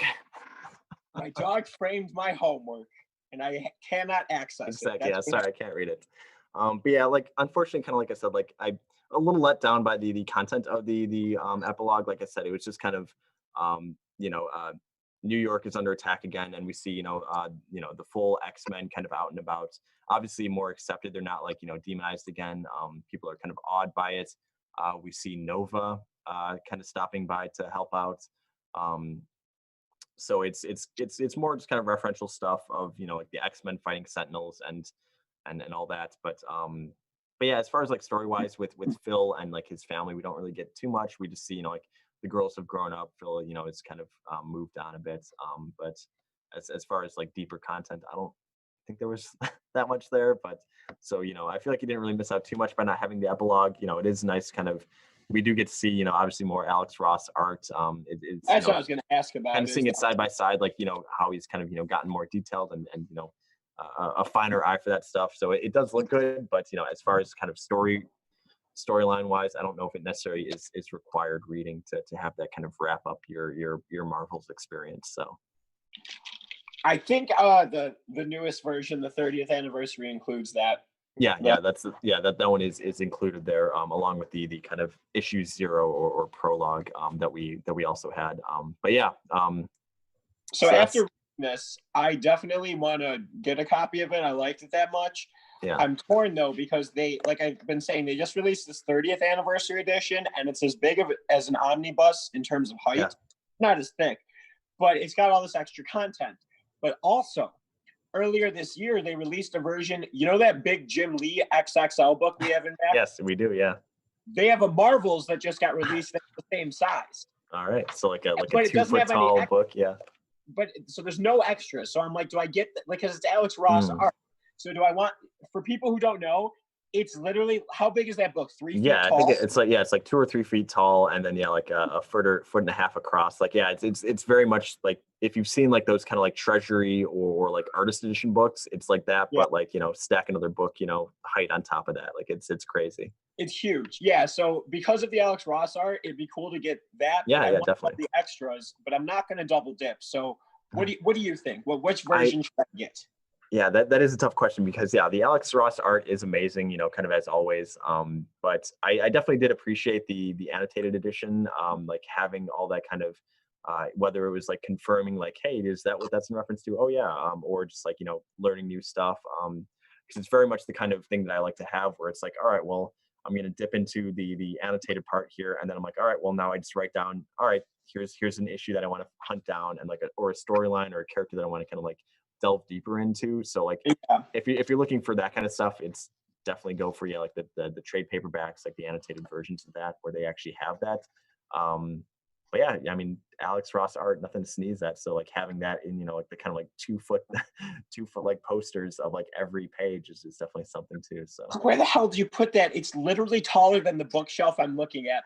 yeah, That's I mean, behind the yeah, camera. like just yeah, it's like you could like just have it as like in front of the TV. It would be like basically as big as that. So We should next week, just for like the comical purpose, we should show off the size of that Jim Lee book for yeah, people. I was definitely considering that of whipping that out during the auction stuff. So for those who aren't familiar, yesterday and we're gonna be doing it basically every Tuesday, I think, or most Tuesdays. Having more of a sales and auction uh, uh, focus stream. In this one, we had 9 different items that were up for auction that just finished up. And then we also intermittently had buy it now books where basically you can buy it, you know, first come, first serve. So we're looking more into what we have as kind of like, we did CG Seed books. We did just kind of more expensive individual issues that were older. We had like small trade paperbacks. We had variant covers. So kind of a little bit of everything. If there's, you know, if you missed that, that's on that's on Twitch and Facebook. But if you have any suggestions for either themes or even just specific items that you'd like to see us put up for auction or have as a buy it now, that's definitely an option too. So just let us know what you're looking to find out of that too. Yeah, I had fun doing that. I love talking about those Yeah, single and yeah, breaking them it was good. like Just that. yeah, just, exactly. Yeah, so it's a fun way to see what we have, and a Yeah. fun way to kind of have us like, you know, move some items too that people might be interested in, and also it helps us reach a wider audience too because Right. you know at the end of the day, like most comic book stores, like, you know, what they have on their shelves are only ever seen by, you know, whoever lives in the area and is interested. But, you know, it allows us to, you know, if we're putting it on Twitch and Facebook, it allows us to kind of, you know, have more exposure for that. And, you know, if nothing else, just more interaction too. Like it was fun just having people stop by, say hi, that, you know, like people who are customers, people who we've never met before, you know, that just kind of like stumbled into the stream because like we had it on Facebook. So like it's a fun way to, you know, also just kind of, you know, grow the community in that way too. Yeah, and if people are actually going to throw us recommendations and then I'm forced to do research on it, I'm going to learn stuff. I mean that in a positive way. Like Yeah, I'm yeah, going to definitely. Yeah. stuff about books that I otherwise wouldn't have looked up. And you find out some cool stuff. Like, dude, do you know like like some first appearances are so obscure that you would Oh never yeah. know if you had to look it up. So something like that would, it'd be cool. Yeah. So if So people are gonna make recommendations, I would like that. so yeah, Tuesdays will be more of our kind of you know, sales streams.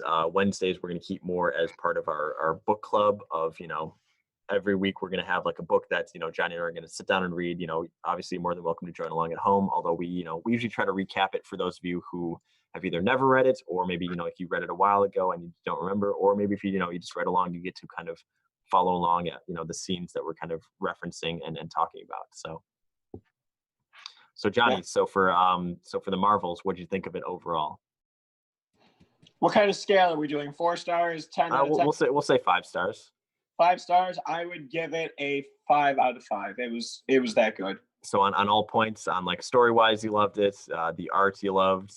I mean, the art's Yeah, 6 out of 5. yeah. Are you I was gonna kidding me? say Alex Alex Ross Ross. is kind of an easy one to rate. High Yeah, I was for actually going into it. I was not concerned. I didn't know what the story would be like, but it was gravitating. It was well written. It wasn't a slog to read through. It gave such a great snapshot of the history of Marvel. Yeah, 5 out of 5. a Marvel snapshot, which are the now the issues that are coming out that are references to Exactly. More Inception meta stuff. I love it. exactly, yeah, yeah. What did you Um, think of it? What? Give me your feedback. I probably maybe 5 is too high. I'd say maybe like more of a 4. Like the Okay. art, obviously, yeah, like art wise, definitely, yeah, 5 stars. Like it's again, Alex Ross, you can't really go wrong with that. Which brings me to I mentioned it a couple times on previous issues when we were talking about Alex Ross, uh, that there was some Batman based one that was he did the interiors for that I couldn't remember, but it was Yeah. Batman War on Crime. That was Okay. he did a DC line that's now collected in the world's greatest superheroes, which has like a Batman piece, Superman, Shazam, Wonder Woman, Justice League. Um, I just sold those. I had those. I know exactly what you're talking about. I had the Batman ones. I did because I he did mean, the cover for it too. yeah, It's yeah, a he did the covers, but yeah. he also did the interiors. Because I was like, I when we didn't were know. discussing Marvels and like that being an opportunity, I'm like, I definitely had read a Batman Alex Ross interior piece that he had done, and that was the Batman War on Crime. So, Oh, I'm definitely a fan of his artwork. He's definitely kind of uh, been the inspiration for a lot of like my favorite looks. Like I said, like the way in which he does like Captain America is definitely a favorite. Like I love his Superman too. Like I feel like the Alex Ross kind of versions of those are like the iconic ones that I think about. So yeah, like definitely visual wise, it's high up there. Story wise, I don't know. I felt like I feel like it tread a lot of the same ground a couple times of like like obviously the story arc is about basically here is a realistic view of superheroes in our lives, or at least how on the on the ground level how we would view them. yeah. um and maybe it's unfair because we had read kind of like the Watchmen is very much a here's superheroes, like how the real world would react to them. We get a bit of more of a realistic view of superheroes in Batman Year One. Yeah. So we definitely have had like maybe it's just a theme that we visited a lot in a short period of time. um but I felt like like I kind of got where it was going some points, or I wish they kind of fleshed out certain things a little bit more too. um but again, yeah, like I'd probably put it at a 4 out of 5 in terms of the story and the art. So I agree with you. I wish they could have fleshed more out. Do you know? I don't know. I'm asking you genuinely. They have that new series, Marvel's X. Is that like this, but an ongoing series? Is it I the think same so. title? I haven't dipped into yet. But yeah, Marvel's X is a current Okay. as part of the kind of like, yeah, like you mentioned, it's the 30th anniversary of Marvel's. They have the Marvel's X stuff, and they have the Marvel's snapshots, which are kind of like more one shots. Um, Okay. But I so assume they're the same style as this, where it's like realistic looking from yeah, somebody else. it's still Alex Ross. And yeah, it's still kind of like following like real world New York views of it, I believe. Okay. So Because I Matt, would, yeah, I would dig those to like get more in depth about the story. Because you're right, there's a lot that they leave out. Maybe that's the way of yeah. filling it in. No, I'd have And to see. maybe that's why I think I like the annotated version more, is because I get to kind of like dip into that a little bit and kind of see more of that. Matt in the other Facebook chat here mentioning too that yeah, story wasn't that great. He says so yeah, like yeah, that's where I art wise obviously it's pretty impeachable. So but yeah, story wise maybe it's a little too simplistic, but I don't know. It also like humanized certain characters, and then also again like gives a view that we don't always see in these grandiose stories like the Fantastic Four and Galactus and Silver Surfer. It's kind of like how would the public react to that other than just the initial shock. So I think too for myself, like whenever something is done a certain way for the first time, I like to give it even more credit. yeah, And I don't think a story had been told this way prior to this. yeah, because this one Yeah, was 1994, so yeah, definitely kind of earlier on in some of these stories. So yeah, I liked it. So yeah, overall, pretty good week. I liked it. All right, and enjoyed by us. So we had kind of alluded to it earlier, or last stream of what we will have for this week, and you had mentioned the Transformers. What was the actual storyline? Oh, More Than Meets the Eye, I think, is the one that Eric Yeah, is talking by about. IDW that came out Yeah. like the last like 5 years or so. Yes, yeah. I have heard some great things from many people. Oh, so Kind oh, of that's like right. Yeah, so you hadn't actually read it either. So no, yeah, because kind of like how Alan Moore does, where he just takes something and makes it like amazing. I heard yeah, like you don't yeah. have to like Transformers and you can dig this. Yeah, So like it seems like it's very much like a Batman Year One style of yeah, like here is kind of retelling the storyline or reintroducing it for kind of people who may not be familiar. So as somebody yeah, who's not that familiar with the Transformers, obviously yeah. outside of the animated movies, a bit of the TV show, and say what you will about them, the Michael Bay movies, like that's kind of like as far as my Transformers knowledge goes. So I'd be down for dipping into this as kind of something that neither of us have read and are kind of looking more into. Do you want to? I don't know. I feel like 4 issues is like a good amount because your one was 4 issues. This was 4 issues. Do you want to say we read the first 4 issues and It's because it was an ongoing one, right? yeah? So I don't know how. I mean, we're gonna have to break it up somehow. I Yeah, mean, I mean, I guess we could look for the trade paperback of the first one, which trade paperbacks, usually they collect ongoing series. They're good generally point. anywhere from like 4 to 6 issues of the You're storyline, right. depending on how they kind of break it up. So maybe we can Yeah. dip into that and see how that goes as far as what we'll talk about next week. So yeah, Transformers More Than Meets the Eye. You said we'll look for volume one of that story arc, and that'll Yeah. be I think what'll be our homework that's due the 20th, which is incidentally also when new comics start coming out. So that Tuesday and Wednesday we'll definitely have a lot to talk about on top of just these robots in disguise. That's right. That's their other thing. Robots in disguise. All Also, right. we real quick here, we got a mention from Matt in the chat too. He says this was awesome. Thanks so much for doing this. It helps all of us who are stuck at home, and obviously thank you, Matt, for coming out. People chatting, whether it's through Facebook or through Twitch, any means that you kind of reach out to us. Like we've had people sending emails like saying like, hey, I stopped, I watched the stream. It was fun. Thanks to everybody who's kind of interacting and helping us make this be more than just Johnny and I talking at each other for 2 hours. Although that's always Yeah. fun too, because it's kind of our creative outlet too during all this too. It gives us not only an excuse to kind of read more, but also like in this case, like reading the Transformers, stuff. Even though I've heard good stuff of it, I don't know if I would have necessarily had the immediate like motivation to do it. Right. Just because it's creatures of habit, we try to just read stuff that we're familiar or comfortable with, but it gives us more reason to kind of dip out more and kind of try these new stories. So we will definitely be back next week, Tuesday at 4 p.m. Central Time. We'll be doing again more of the sales stream, and then that following Wednesday, not only hey new comics are back, but also homework is due. We're going to be reading. It sounds like trade paperback volume one of the Transformers IDW More Than Meets the Eye storyline. So Oh yeah, man. I'm stoked. Looking forward to it. And I'll save it for next week. But I have a really, really funny story that relates to Transformers. So I was gonna I'll say share. more of Johnny's secrets corner. So we'll finally get to hear Man, we more. should. That should definitely be like a 5 minute segment I on was gonna that. say that's like a segment within our comics corner.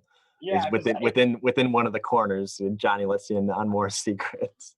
I could definitely think of some story to relate to anything we talk about. Yeah, So man. These comics corner walls have ears. So yeah, so let's speak to him, man. I'm down. So I all had right. fun. Thank you, everybody I'm for watching. already getting a yes in the chat from more secrets. So Yeah, we've all got right, you got it. it's got So to be a recurring event now. So all right. So definitely. thanks again to everybody who's joined us on the Facebook, facebook.com/pastimes. For those of you who are on Twitch too, we also get the messages from that too. So twitch.tv/pastimes online. Again, we're not the only streams that are happening, so be sure to follow us on either of those platforms. You'll get notifications for more. I think Royce will be in tomorrow, and I'll be with her for Pokemon pack openings. Last Sunday we did a build your own kind of Gundam stream, which was fun. That was my first time ever doing that. So, That's and then we've got Magic content, whether it's cracking packs, and also through Magic Arena, the online client. So we have like people playing that. So it's all sorts of content happening on those channels. So be sure to keep checking back in for that. And yeah, like I said, if you're here just mostly for the comic stuff, Tuesdays and Wednesdays, 4 p.m. Central. Solid. All So in right. the meantime, feel free to check back in, and don't forget, not all heroes wear capes. Some of them wear black hoodies.